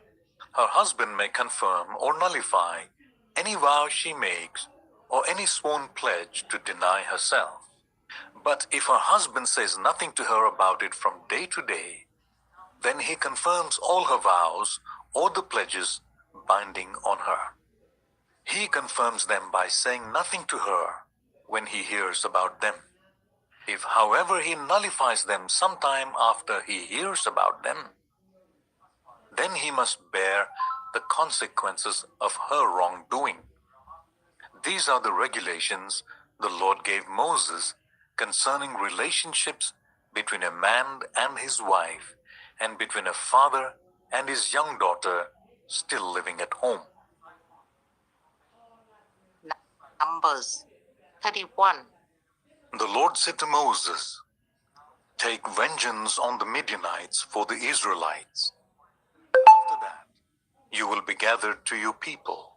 So Moses said to the people, "Arm some of your men to go to war against the Midianites, so that they may carry out the Lord's vengeance on them. Send into battle 1,000 men from each of the tribes of Israel." So 12,000 men, armed for battle, 1,000 from each tribe, were supplied from the clans of Israel. Moses sent them into battle, 1,000 from each tribe, along with Phinehas, son of Eleazar the priest, who took with him articles from the sanctuary and the trumpets for signaling. They fought against Midian as the Lord commanded Moses, and killed every man. Among their victims were Evi, Rekem, Zur, Hur, and Reba, the 5 kings of Midian. They also killed Balaam, son of Beor, with the sword. The Israelites captured the Midianite women and children, and took all the Midianite herds, flocks, and goods as plunder. They burned all the towns where the Midianites had settled, as well as their camps. They took all the plunder and spoils, including the people and animals, and brought the captives, spoils, and plunder to Moses and Eleazar the priest and the Israelite assembly at their camp on the plains of Moab by the Jordan opposite Jericho. Moses, Eleazar the priest, and all the leaders of the community went to meet them outside the camp. Moses was angry with the officers of the army, the commanders of thousands and the commanders of hundreds who returned from the battle. "Have you allowed all the women to live?" he asked them. They were the ones who followed Balaam's advice and enticed the Israelites to be unfaithful to the Lord in the Peor incident, so that a plague struck the Lord's people. Now kill all the boys, and kill every woman who has slept with a man. But save for yourselves every girl who has never slept with a man. Anyone who has killed someone, or touched someone who was killed, must stay outside the camp 7 days. On the 3rd and 7th days, you must purify yourselves and your captives. Purify every garment, as well as everything made of leather, goat hair, or wood. Then Eleazar the priest said to the soldiers who had gone into battle, "This is what is required by the law that the Lord gave Moses. Gold, silver, bronze, iron, tin, lead, and anything else that can withstand fire must be put through the fire, and then it will be clean. But it must also be purified with the water of cleansing. And whatever cannot withstand fire must be put through that water. On the seventh day, wash your clothes, and you will be clean. Then you may come into the camp." The Lord said to Moses, "You and Eleazar the priest and the family heads of the community are to count all the people and animals that were captured. Divide the spoils equally between the soldiers who took part in the battle and the rest of the community. From the soldiers who fought in the battle, set apart as tribute for the Lord 1 out of every 500, whether people, cattle, donkeys, or sheep. Take this tribute from their half share and give it to Eleazar the priest as the Lord's part. From the Israelites' half, select 1 out of every 5th, whether people, cattle, donkeys, sheep, or other animals. Give them to the Levites who are responsible for the care of the Lord's tabernacle." So Moses and Eleazar the priest did as the Lord commanded Moses. The plunder remaining from the spoils that the soldiers took was 675,000 sheep, 72,000 cattle, 61,000 donkeys, and 32,000 women who had never slept with a man. The half share of those who fought in the battle was 337,500 sheep, of which the tribute for the Lord was 675. 36,000 cattle, of which the tribute for the Lord was 72. 30,500 donkeys, of which the tribute for the Lord was 61. 16,000 people, of whom the tribute for the Lord was 32. Moses gave the tribute to Eleazar the priest as the Lord's part, as the Lord commanded Moses. The half belonging to the Israelites, which Moses set apart from that of the fighting men, the community's half, was 337,500 sheep, 36,000 cattle, 30,500 donkeys, and 16,000 people. From the Israelites' half, Moses selected 1 out of every 50 people and animals, as the Lord commanded him, and gave them to the Levites, who were responsible for the care of the Lord's tabernacle. Then the officers, who were over the units of the army, the commanders of thousands and commanders of hundreds, went to Moses and said to him, "Your servants have counted the soldiers under our command, and not one is missing. So we have brought as an offering to the Lord the gold articles each of us acquired, armlets, bracelets, signet rings, earrings, and necklaces, to make atonement for ourselves before the Lord." Moses and Eleazar the priest accepted from them the gold, all the handcrafted articles. All the gold from the commanders of thousands and commanders of hundreds that Moses and Eleazar presented as a gift to the Lord weighed 16,750 shekels. Each soldier had taken plunder for himself. Moses and Eleazar the priest accepted the gold from the commanders of thousands and commanders of hundreds and brought it into the tent of meeting as a memorial for the Israelites before the Lord. Numbers 32. The Reubenites and Gadites, who had very large herds and flocks, saw that the lands of Jahaz and Gilead were suitable for livestock. So they came to Moses and Eleazar the priest, and to the leaders of the community, and said, "Ataroth, Dibon, Jahaz, Nimrah, Heshbon, Elealeh, Sebam, Nebo, and Beon. The land the Lord subdued before the people of Israel are suitable for livestock, and your servants have livestock. If we have found favor in your eyes, they said, let this land be given to your servants as our possession.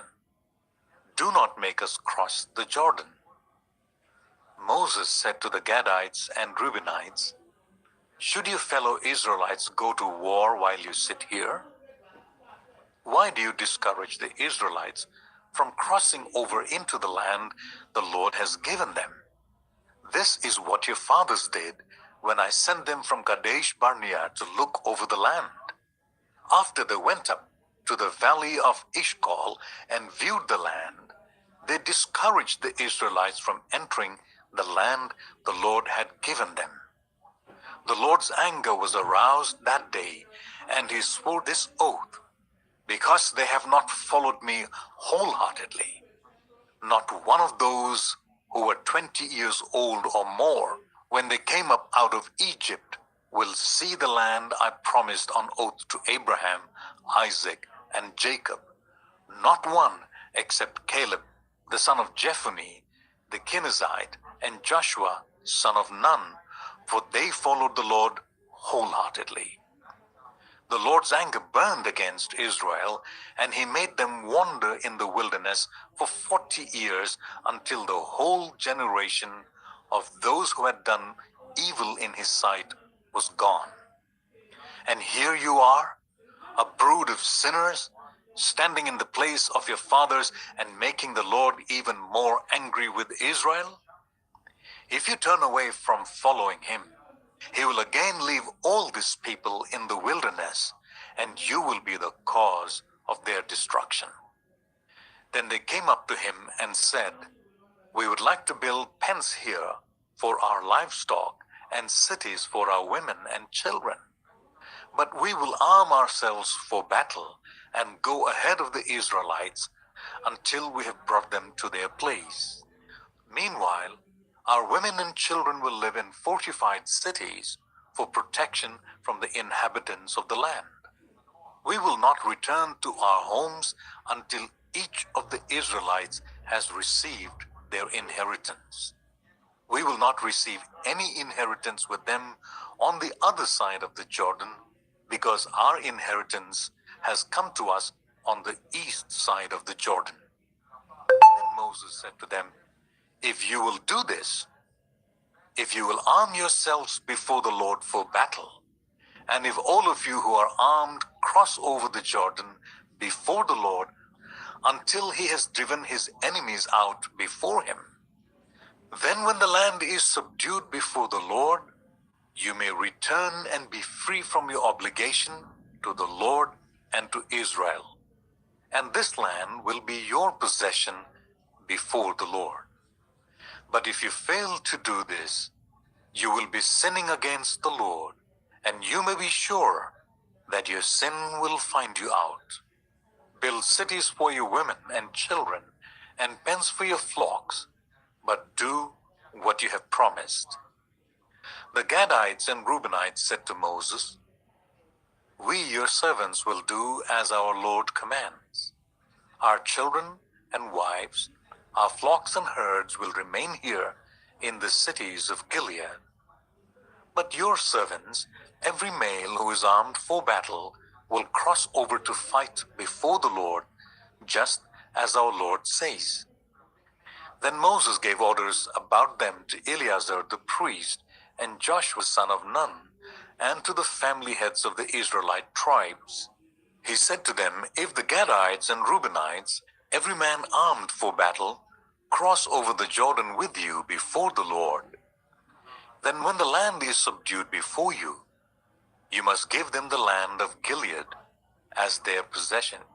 But if they do not cross over with you armed, they must accept their possession with you in Canaan. The Gadites and Reubenites answered, your servants will do what the Lord has said. We will cross over before the Lord into Canaan armed, but the property we inherit will be on this side of the Jordan. Then Moses gave to the Gadites the Reubenites, and the half-tribe of Manasseh, son of Joseph, the kingdom of Sihon, king of the Amorites, and the kingdom of Og, king of Bashan, the whole land with its cities and the territory around them. The Gadites built up Dibon, Ataroth, Aroer, Ataroth Shophan, Jazer, Jogbeha, Beth Nimrah, and Beth Haran as fortified cities, and built pens for their flocks. And the Reubenites rebuilt Heshbon, Elealeh, and Kiriathaim, as well as Nebo and Baal-meon. These names were changed, and Sibmah. They gave names to these cities they rebuilt. The descendants of Machir, son of Manasseh, went to Gilead, captured it, and drove out the Amorites who were there. So Moses gave Gilead to the Machirites, the descendants of Manasseh, and they settled there. Jair, a descendant of Manasseh, captured their settlement and called them Havoth Jair. And Nobah captured Kenath and its surrounding settlements and called it Nobah after himself. Numbers 33. Here are the stages in the journey of the Israelites when they came out of Egypt, by divisions under the leadership of Moses and Aaron. At the Lord's command, Moses recorded the stages in their journey. This is their journey by stages. The Israelites set out from Ramses on the 15th day of the first month, the day after the Passover. They marched out defiantly in full view of all the Egyptians, who were burying all their firstborn, whom the Lord had struck down among them, for the Lord had brought judgment on their gods. The Israelites left Ramses and camped at Succoth. They left Succoth and camped at Etham on the edge of the desert. They left Etham, turned back to Pi Hahiroth to the east of Baal Zephon, and camped near Migdol. They left Pi Hahiroth and passed through the sea into the desert. And when they had traveled for 3 days in the desert of Etham, they camped at Marah. They left Marah and went to Elim, where there were 12 springs and 70 palm trees, and they camped there. They left Elim and camped by the Red Sea. They left the Red Sea and camped in the desert of Sin. They left the desert of Sin and camped at Dopka. They left Dopka and camped at Elush. They left Elush and camped at Rephidim, where there was no water for the people to drink. They left Rephidim and camped in the desert of Sinai. They left the desert of Sinai and camped at Kibroth Hattava. They left Kibroth Hattava and camped at Hazeroth. They left Hazeroth and camped at Rithmah. They left Rithmah and camped at Rimmon Perez. They left Rimmon Perez and camped at Libnah. They left Libnah and camped at Rissa. They left Rissa and camped at Kehelathah. They left Kehelathah and camped at Mount Sephir. They left Mount Sephir and camped at Harada. They left Harada and camped at Makheloth. They left Makheloth and camped at Tahath. They left Tahath and camped at Terah. They left Terah and camped at Mitkah. They left Mitkah and camped at Hashmonah. They left Hashmonah and camped at Moseroth. They left Moseroth and camped at Beni Jacan. They left Beni Jacan and camped at Hor Haggidgad. They left Hor Haggidgad and camped at Jotbathah. They left Jotbathah and camped at Abrona. They left Abrona and camped at Ezion Geber. They left Ezion Geber and camped at Kadesh in the desert of Sin. They left Kadesh and camped at Mount Hor on the border of Edom. At the Lord's command, Aaron the priest went up Mount Hor. where he died on the first day of the 5th month of the 40th year after the Israelites came out of Egypt. Aaron was 123 years old when he died on Mount Hor.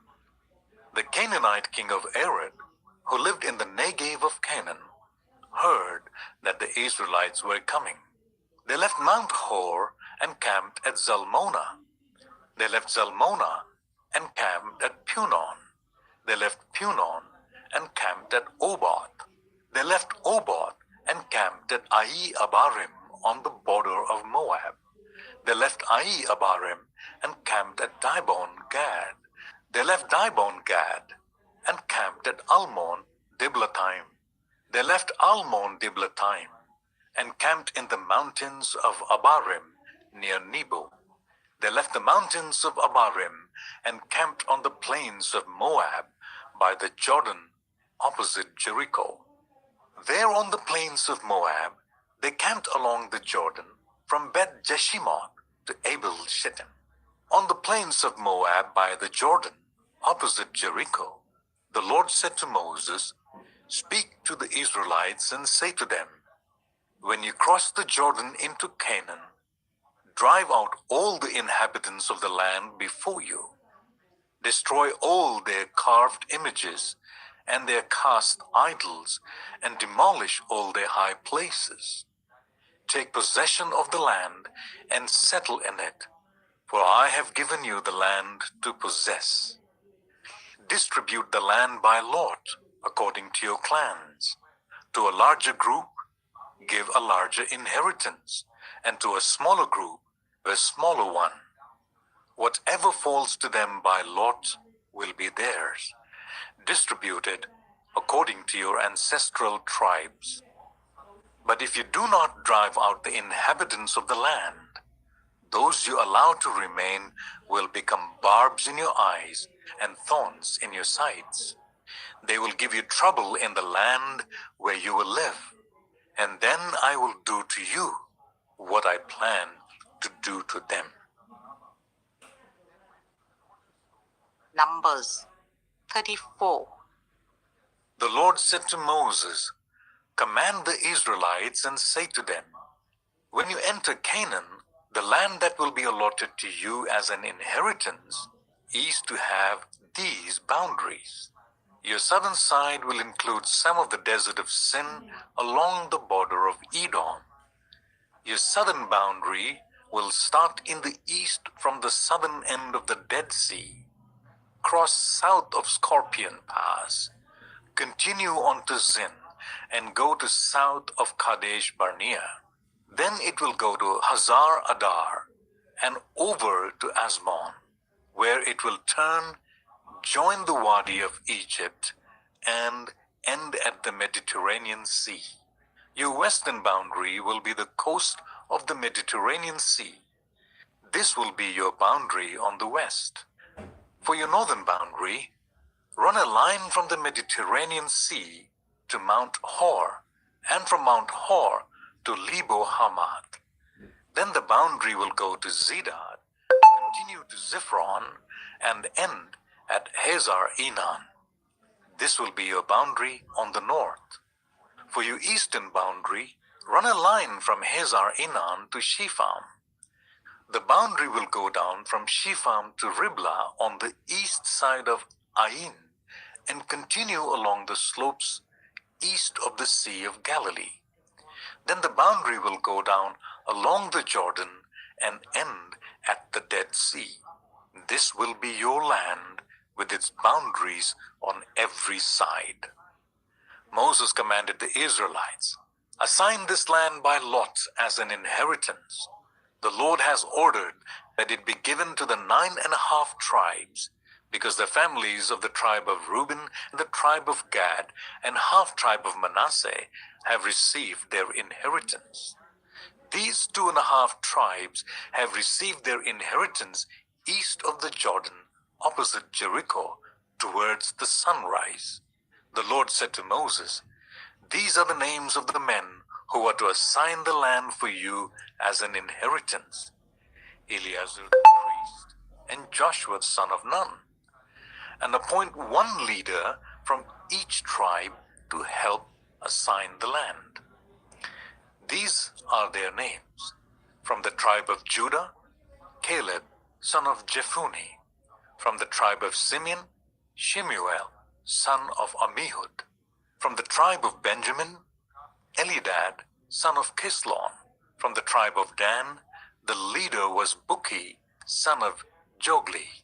From the tribe of Manasseh, son of Joseph, the leader was Haniel, son of Ephod. From the tribe of Ephraim, son of Joseph, the leader was Kemuel, son of Shiftan. From the tribe of Zebulun, the leader was Elizaphan, son of Parnak. From the tribe of Issachar, the leader was Paltiel, son of Azan. From the tribe of Asher, the leader was Ahihud, son of Shelomi. From the tribe of Naphtali, the leader was Pedahel, son of Ammihud. These are the men the Lord commanded to assign the inheritance to the Israelites in the land of Canaan. Numbers 35. On the plains of Moab by the Jordan opposite Jericho, the Lord said to Moses, "Command the Israelites to give the Levites towns to live in from the inheritance the Israelites will possess, and give them pasture lands around the towns. Then they will have towns to live in, and pasture lands for the cattle they own and all their other animals. The pasture lands around the towns that you give the Levites will extend 1,000 cubits from the town wall. Outside the town, measure 2,000 cubits on the east side, 2,000 on the south side, 2,000 on the west, and 2,000 on the north, with the town in the center. They will have this area as pasture land for the towns. 6 of the towns you give to the Levites will be cities of refuge, to which a person who has killed someone may flee. In addition, give them 42 other towns. In all, you must give the Levites 48 towns, together with their pasture lands. The towns you give the Levites from the land the Israelites possess are to be given in proportion to the inheritance of each tribe.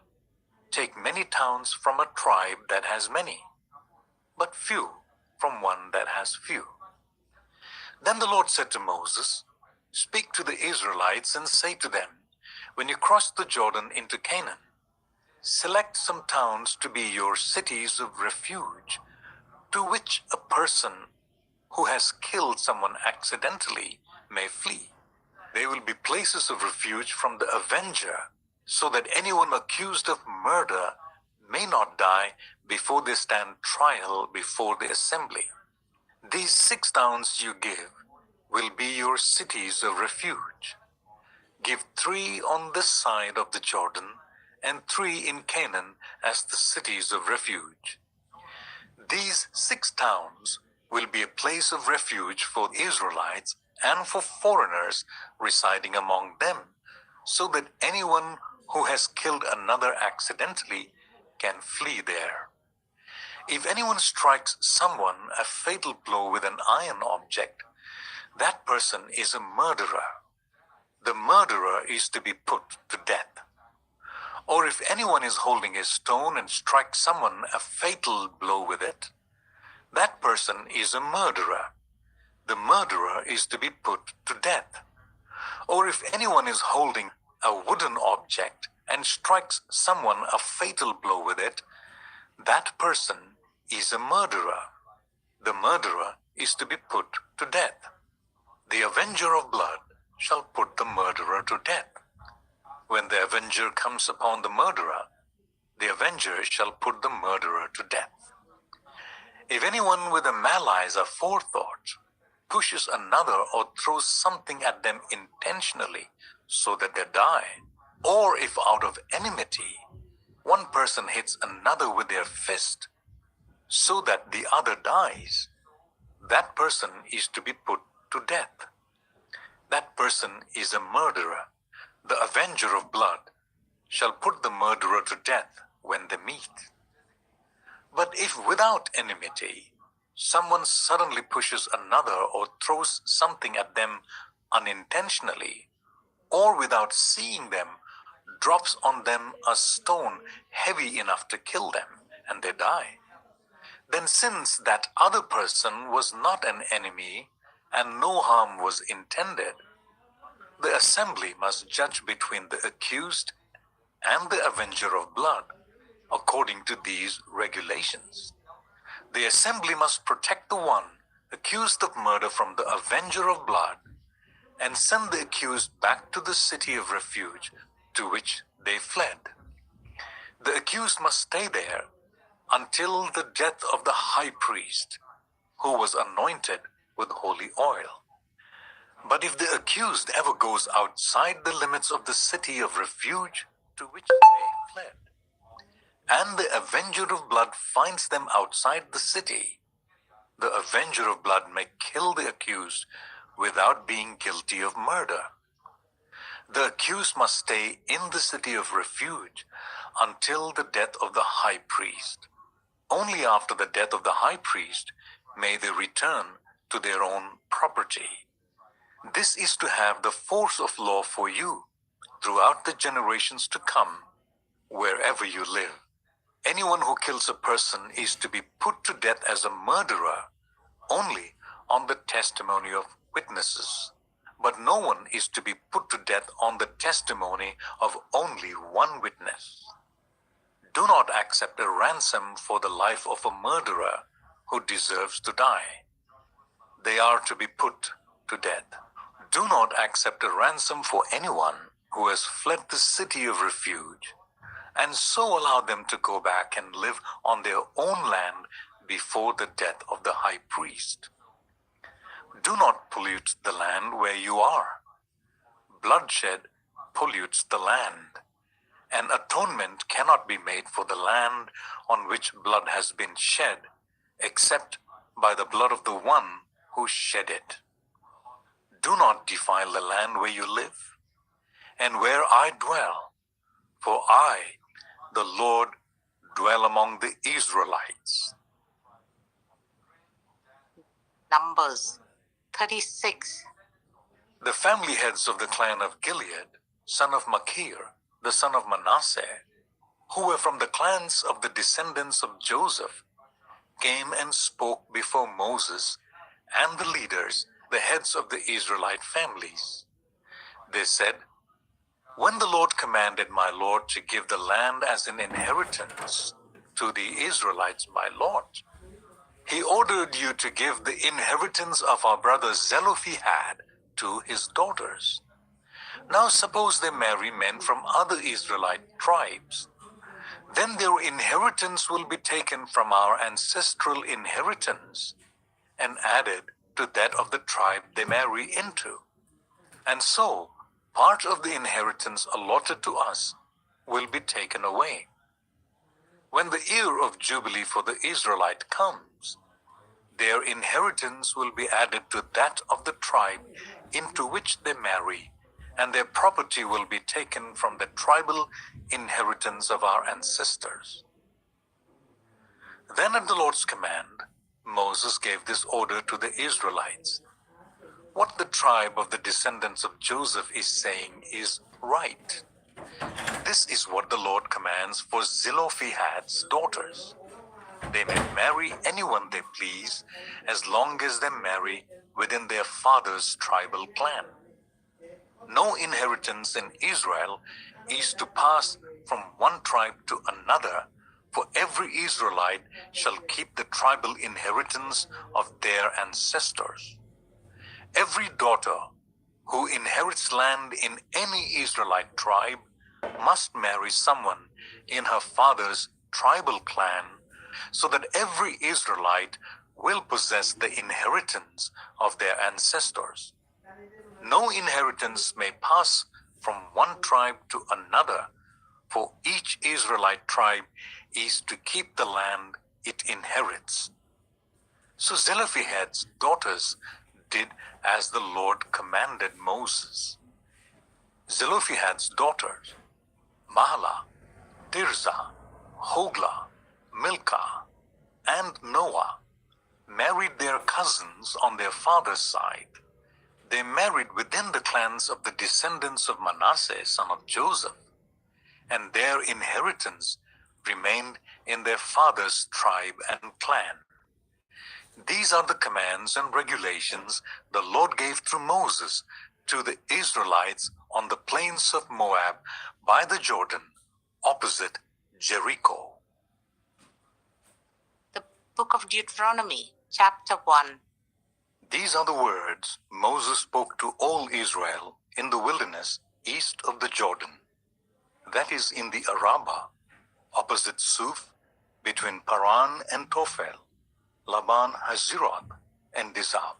It takes 11 days to go from Horeb to Kadesh Barnea by Mount Seir road.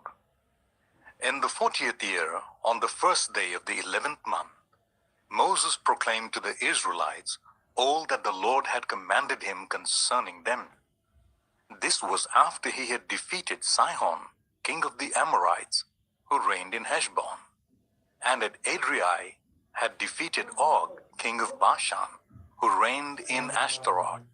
East of the Jordan, in the territory of Moab, Moses began to expound this law, saying, "The Lord our God said to us at Horeb, 'You have stayed long enough at this mountain. Break camp and advance into the hill country of the Amorites. Go to all the neighboring peoples in the Arabah, in the mountains, in the western foothills, in the Negev, and along the coast, to the land of the Canaanites and to Lebanon, as far as the great river, the Euphrates. See, I have given you this land. Go in and take possession of the land that the Lord swore he would give to your fathers, to Abraham, Isaac, and Jacob, and to their descendants after them.' At that time I said to you, 'You are too heavy a burden for me to carry alone. The Lord your God has increased your numbers, so that today you are as numerous as the stars in the sky.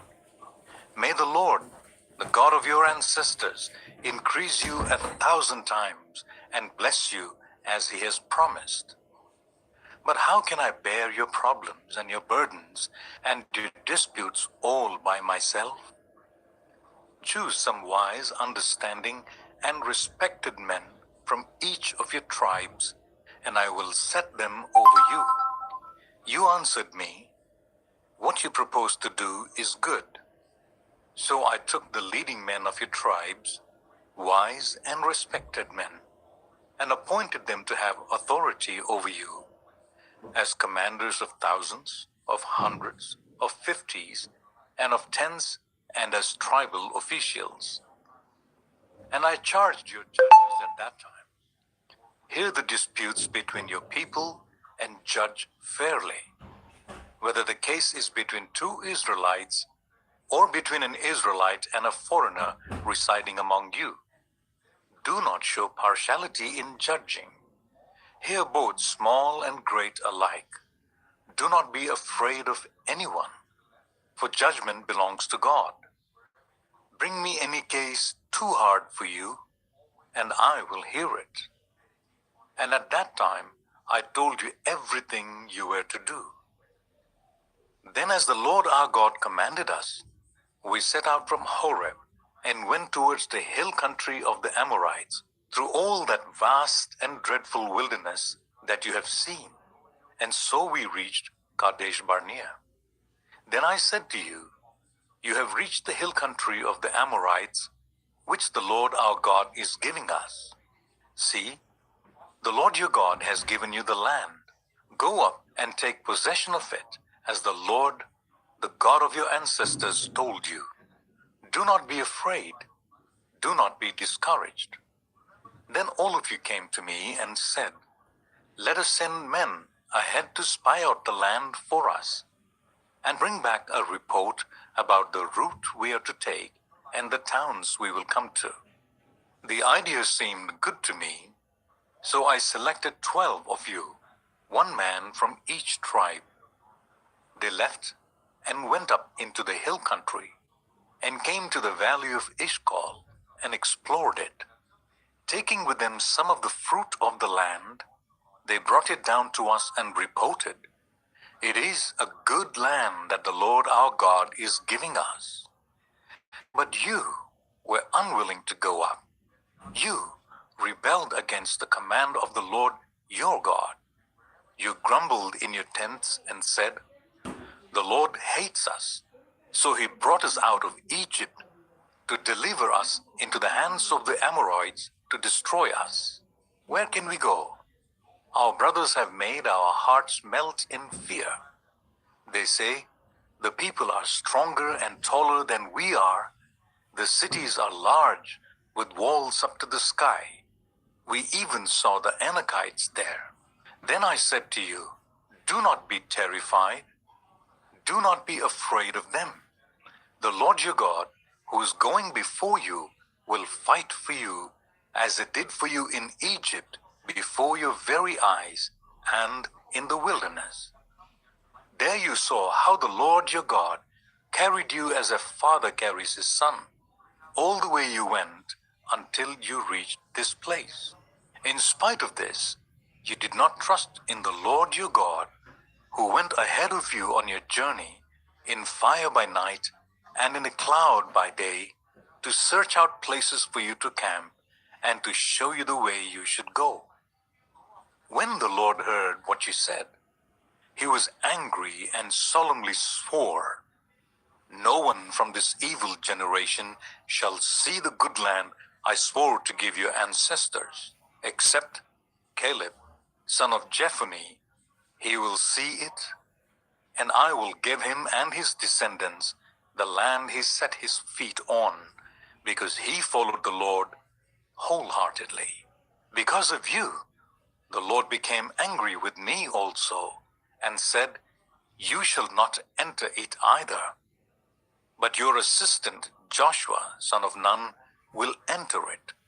Encourage him, because he will lead Israel to inherit it. And the little ones that you said would be taken captive, your children who do not yet know good from bad, they will enter the land. I will give it to them, and they will take possession of it. But as for you, turn round and set out towards the desert along the route to the Red Sea." Then you replied, "We have sinned against the Lord. We will go up and fight as the Lord our God commanded us. So every one of you put on his weapons, thinking it easy to go up into the hill country." But the Lord said to me, "Tell them, do not go up and fight, because I will not be with you. You will be defeated by your enemies." So I told you, but you would not listen. You rebelled against the Lord's command, and in your arrogance you marched up into the hill country. The Amorites who lived in those hills came out against you. They chased you like a swarm of bees and beat you down from Seir all the way to Hormah. You came back and wept before the Lord, but he paid no attention to your weeping and turned a deaf ear to you. And so you stayed in Kadesh many days, all the time you spent there. Deuteronomy 2. Then we turned back and set out towards the wilderness, along the route to the Red Sea as the Lord had directed me. For a long time we made our way around the hill country of Seir. Then the Lord said to me, "You have made your way around this hill country long enough. Now turn north. Give the people these orders. You are about to pass through the territory of your relatives, the descendants of Esau, who live in Seir. They will be afraid of you, but be very careful. Do not provoke them to war, for I will not give you any of their land, not even enough to put your foot on. I have given Esau the hill country of Seir as his own. You are to pay them in silver for the food you eat and the water you drink." The Lord your God has blessed you in all the work of your hands. He has watched over your journey through this vast wilderness. These 40 years, the Lord your God has been with you, and you have not lacked anything. So we went on, past our relatives, the descendants of Esau, who live in Seir. We turned from the Arabah road, which comes up from Elah and Ezion-Geber, and traveled along the desert road of Moab. Then the Lord said to me, do not harass the Moabites or provoke them to war, for I will not give you any part of their land. I have given Ar to the descendants of Lot as a possession. The Emites used to live there, a people strong and numerous, and as tall as the Anakites. Like the Anakites, they too were considered Rephites, but the Moabites called them Emites. Horites used to live in Seir, but the descendants of Esau drove them out. They destroyed the Horites from before them and settled in their place, just as Israel did in the land the Lord gave them as their possession. And the Lord said, now get up and cross Zered Valley. So we crossed the valley. 38 years passed from the time we left Kadesh Barnea until we crossed the Zered Valley. By then, that entire generation of fighting men had perished from the camp, as the Lord had sworn to them. The Lord's hand was against them, until he had completely eliminated them from the camp. Now, when the last of these fighting men among the people had died, the Lord said to me, today you are to pass by the region of Moab at Ar. When you come to the Ammonites, do not harass them or provoke them to war, for I will not give you possession of any land belonging to the Ammonites. I have given it as a possession to the descendants of Lot. That too was considered a land of the Rephites who used to live there. But the Ammonites called them Zamzumites. They were a people strong and numerous, and as tall as the Anakites. The Lord destroyed them from before the Ammonites, who drove them out and settled in their place. The Lord had done the same for the descendants of Esau, who lived in Seir, when he destroyed the Horites from before them. They drove them out and have lived in their place to this day. And as for the Avites, who lived in the villages as far as Gaza, the Caphtorites coming out of Caphtor destroyed them and settled in their place. Set out now and cross the Arnon Gorge. See, I have given into your hand Sihon, the Amorite king of Heshbon, and his country. Begin to take possession of it and engage him in battle.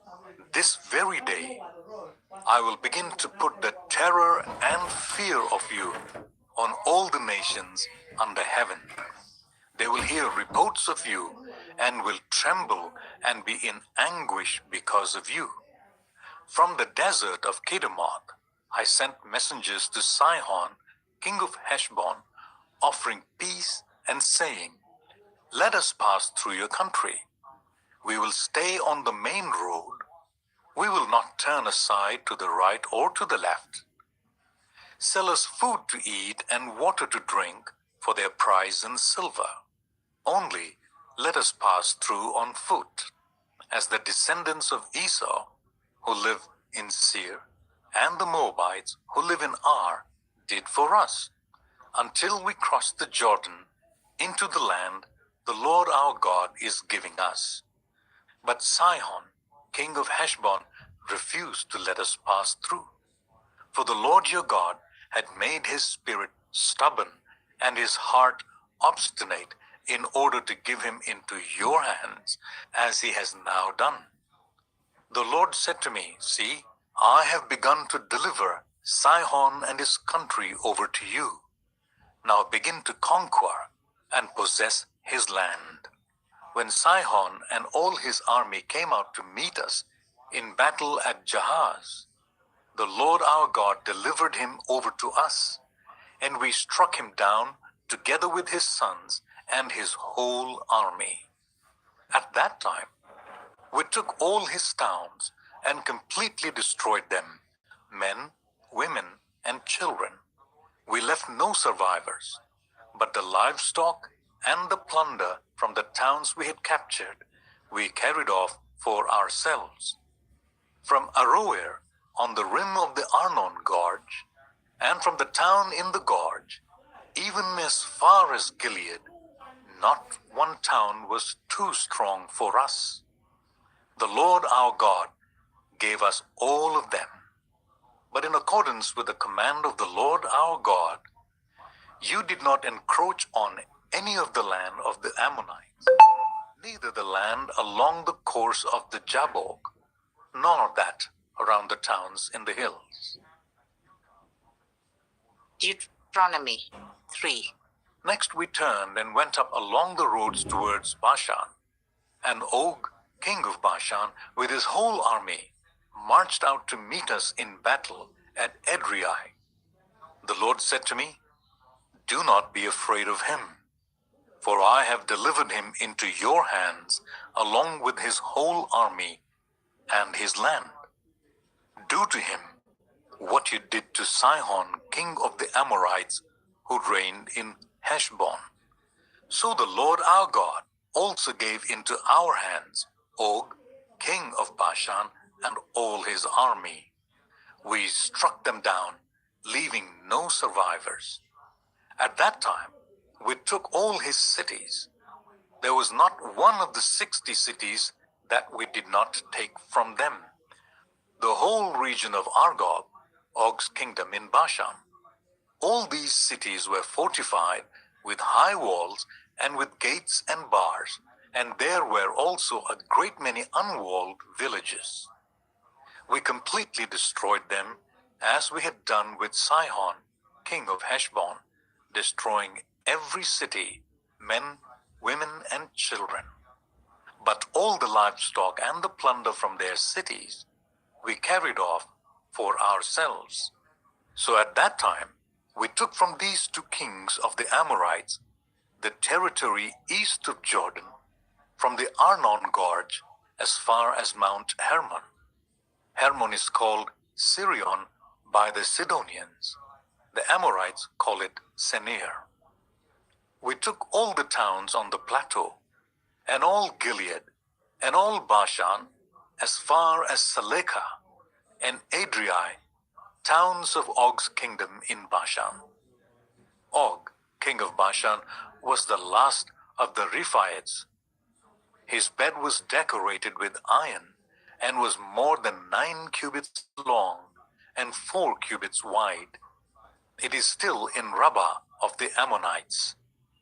Of the land that we took over at that time, I gave the Reubenites and the Gadites the territory north of Aroer by the Arnon Gorge, including half the hill country of Gilead, together with its towns. The rest of Gilead, and also of Bashan, the kingdom of Og, I gave to the half-tribe of Manasseh. The whole region of Argob in Bashan used to be known as the land of the Rephaites. Jair, a descendant of Manasseh, took the whole region of Argob as far as the border of the Geshurites and the Makahites. It was named after him, so that to this day Bashan is called Havoth Jair. And I gave Gilead to Machir. But to the Reubenites and the Gadites I gave the territory extending from the Gilead down to the Arnon Gorge, the middle of the gorge being the border, and out to the river Jabbok, which is the border of the Ammonites. Its western border was the Jordan in the Arabah, from Kinnereth to the Sea of Arabah, that is the Dead Sea, below the slopes of Pisgah. I commanded you at that time, "The Lord your God has given you this land to take possession of it." But all you able-bodied men, armed for battle, must cross over ahead of the other Israelites. However, Your wives, your children, and your livestock, I know you have much livestock, may stay in the towns I have given you until the Lord gives rest to your fellow Israelites as he has to you, and they too have taken over the land that the Lord your God is giving them across the Jordan. After that, each of you may go back to the possession I have given you. At that time, I commanded Joshua, you have seen with your own eyes all that the Lord your God has done to these two kings. The Lord will do the same to all the kingdoms over there where you're going. Do not be afraid of them. The Lord your God himself will fight for you. At that time, I pleaded with the Lord, Sovereign Lord, you have begun to show your servant your greatness and your strong hand. For what God is there in heaven or on earth who can do the deeds and the mighty works you do? Let me go over and see the good land beyond the Jordan, that fine hill country and Lebanon. But because of you, the Lord was angry with me and would not listen to me. That is enough, the Lord said. Do not speak to me any more about this matter. Go up to the top of Pisgah and look west and north and south and east. Look at the land with your own eyes, since you are not going to cross this Jordan. But commission Joshua and encourage him and strengthen him, for he will lead this people across and will cause them to inherit the land that you will see. So we stayed in the valley near Beth Peor. Deuteronomy 4. Now Israel, hear the decrees and laws I'm about to teach you. Follow them so that you may live and may go in and take possession of the land that the Lord, the God of your ancestors, is giving you. Do not add to what I command you, and do not subtract from it, but keep the commands of the Lord your God that I give you. You saw with your own eyes what the Lord did at Baal Peor. The Lord your God destroyed from among you everyone who followed the Baal of Peor. But all of you who held fast to the Lord your God are still alive today. See, I have taught you decrees and laws as the Lord my God commanded me, so that you may follow them in the land you are entering to take possession of it. Observe them carefully, for this will show you wisdom and understanding to the nations, who will hear about all these decrees and say, surely this great nation is a wise and understanding people. What other nation is so great as to have their gods near them, the way the Lord our God is near us whenever we pray to him? And what other nation is so great as to have such righteous decrees and laws as this body of laws I'm setting before you today? Only be careful and watch yourselves closely, so that you do not forget the things your eyes have seen, or let them fade from your heart as long as you live. Teach them to your children and to their children after them. Remember the day you stood before the Lord your God at Horeb, when he said to me, assemble the people before me to hear my words, so that they may learn to revere me as long as they live in the land, and may teach them to their children. You came near and stood at the foot of the mountain, while it blazed with fire to the very heavens, with black clouds and deep darkness. Then the Lord spoke to you out of the fire. You heard the sound of the words, but saw no form. There was only a voice. He declared to you his covenant, the 10 Commandments, which he commanded you to follow, and then wrote them on 2 stone tablets. And the Lord directed me at that time to teach you the decrees and laws you are to follow in the land that you are crossing the Jordan to possess.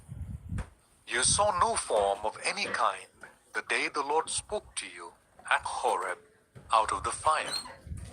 Therefore, watch yourselves very carefully, so that you do not become corrupt, and make for yourselves an idol, an image of any shape, whether formed like a man or a woman, or like any animal on earth, or any bird that flies in the air, or like any creature that moves along the ground, or any fish in the waters below.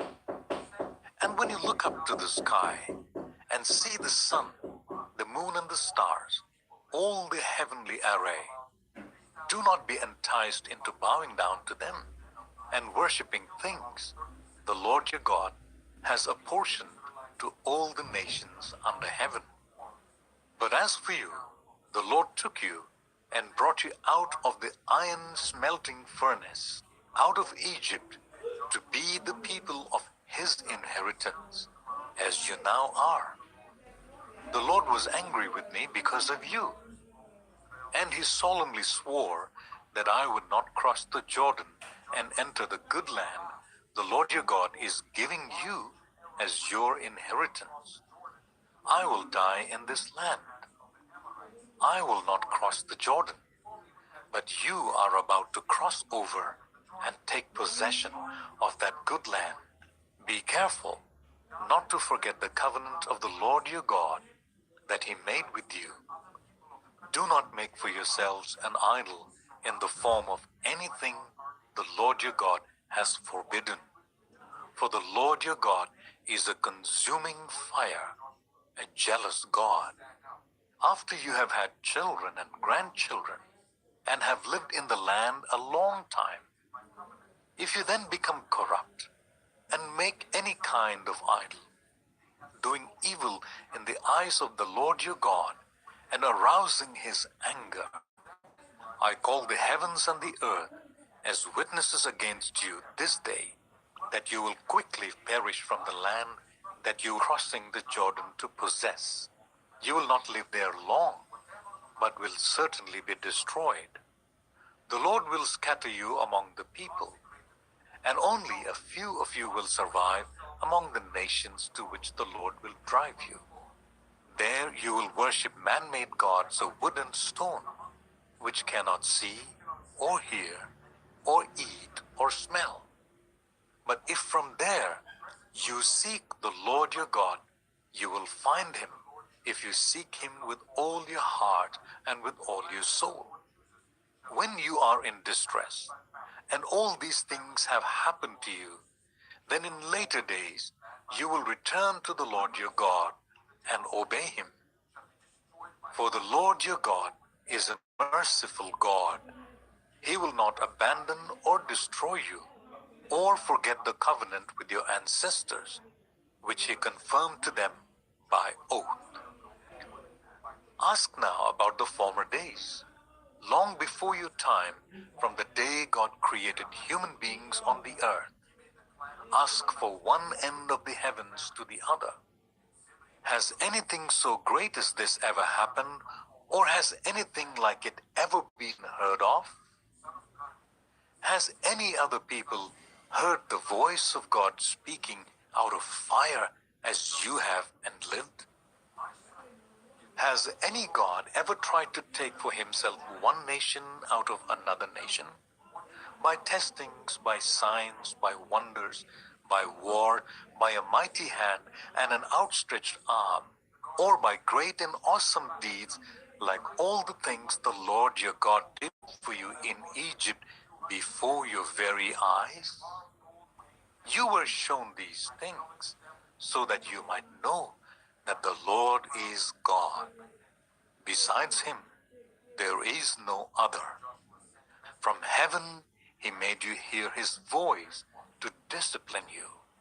On earth he showed you his great fire, and you heard his words from out of the fire. Because he loved your ancestors and chose their descendants after them, he brought you out of Egypt by his presence and his great strength, to drive out before you nations greater and stronger than you, and to bring you into their land and give it to you for your inheritance, as it is today. Acknowledge and take to heart this day that the Lord is God in heaven above and on the earth below. There is no other. Keep his decrees and commands, which I'm giving you today, so that it may go well with you and your children after you, and that you may live long in the land the Lord your God gives you for all time. Then Moses set aside 3 cities east of the Jordan, to which anyone who had killed a person could flee if they had unintentionally killed a neighbor without malice aforethought. They could flee into one of these cities and save their life. The cities were these: Bezer in the wilderness plateau for the Reubenites, Ramoth in Gilead for the Gadites, and Golan in Bashan for the Manassites. This is the law Moses set before the Israelites.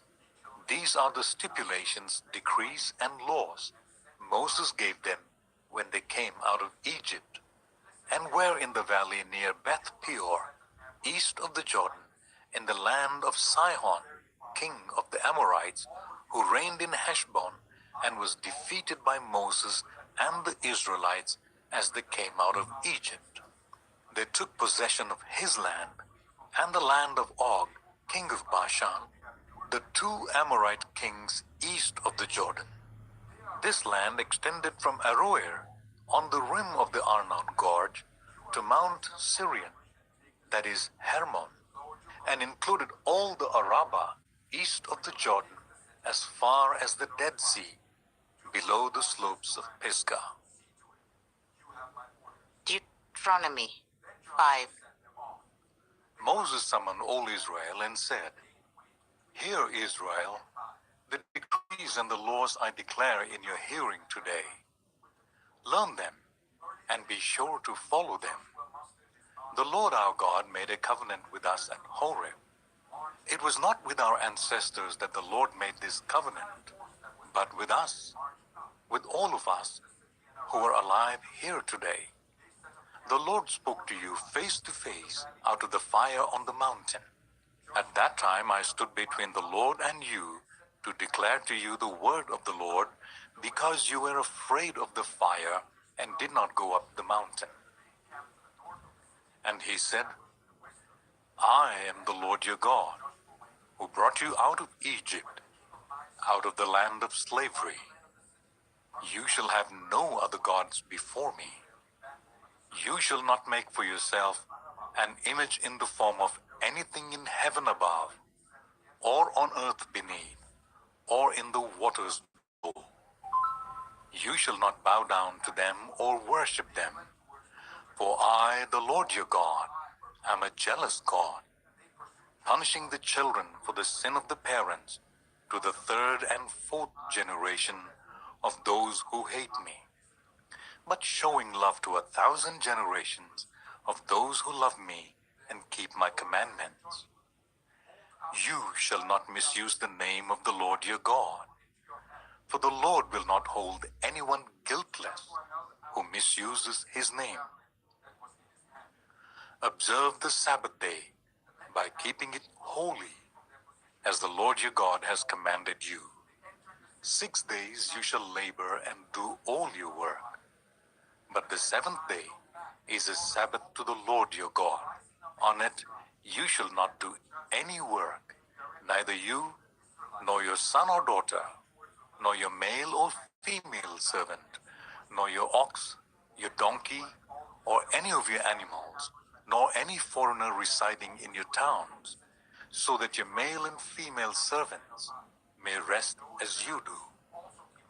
Remember that you were slaves in Egypt, and that the Lord your God brought you out of there with a mighty hand and an outstretched arm. Therefore, the Lord your God has commanded you to observe this Sabbath day. Honor your father and your mother, as the Lord your God has commanded you, so that you may live long and that it may go well with you in the land the Lord your God is giving you. You shall not murder.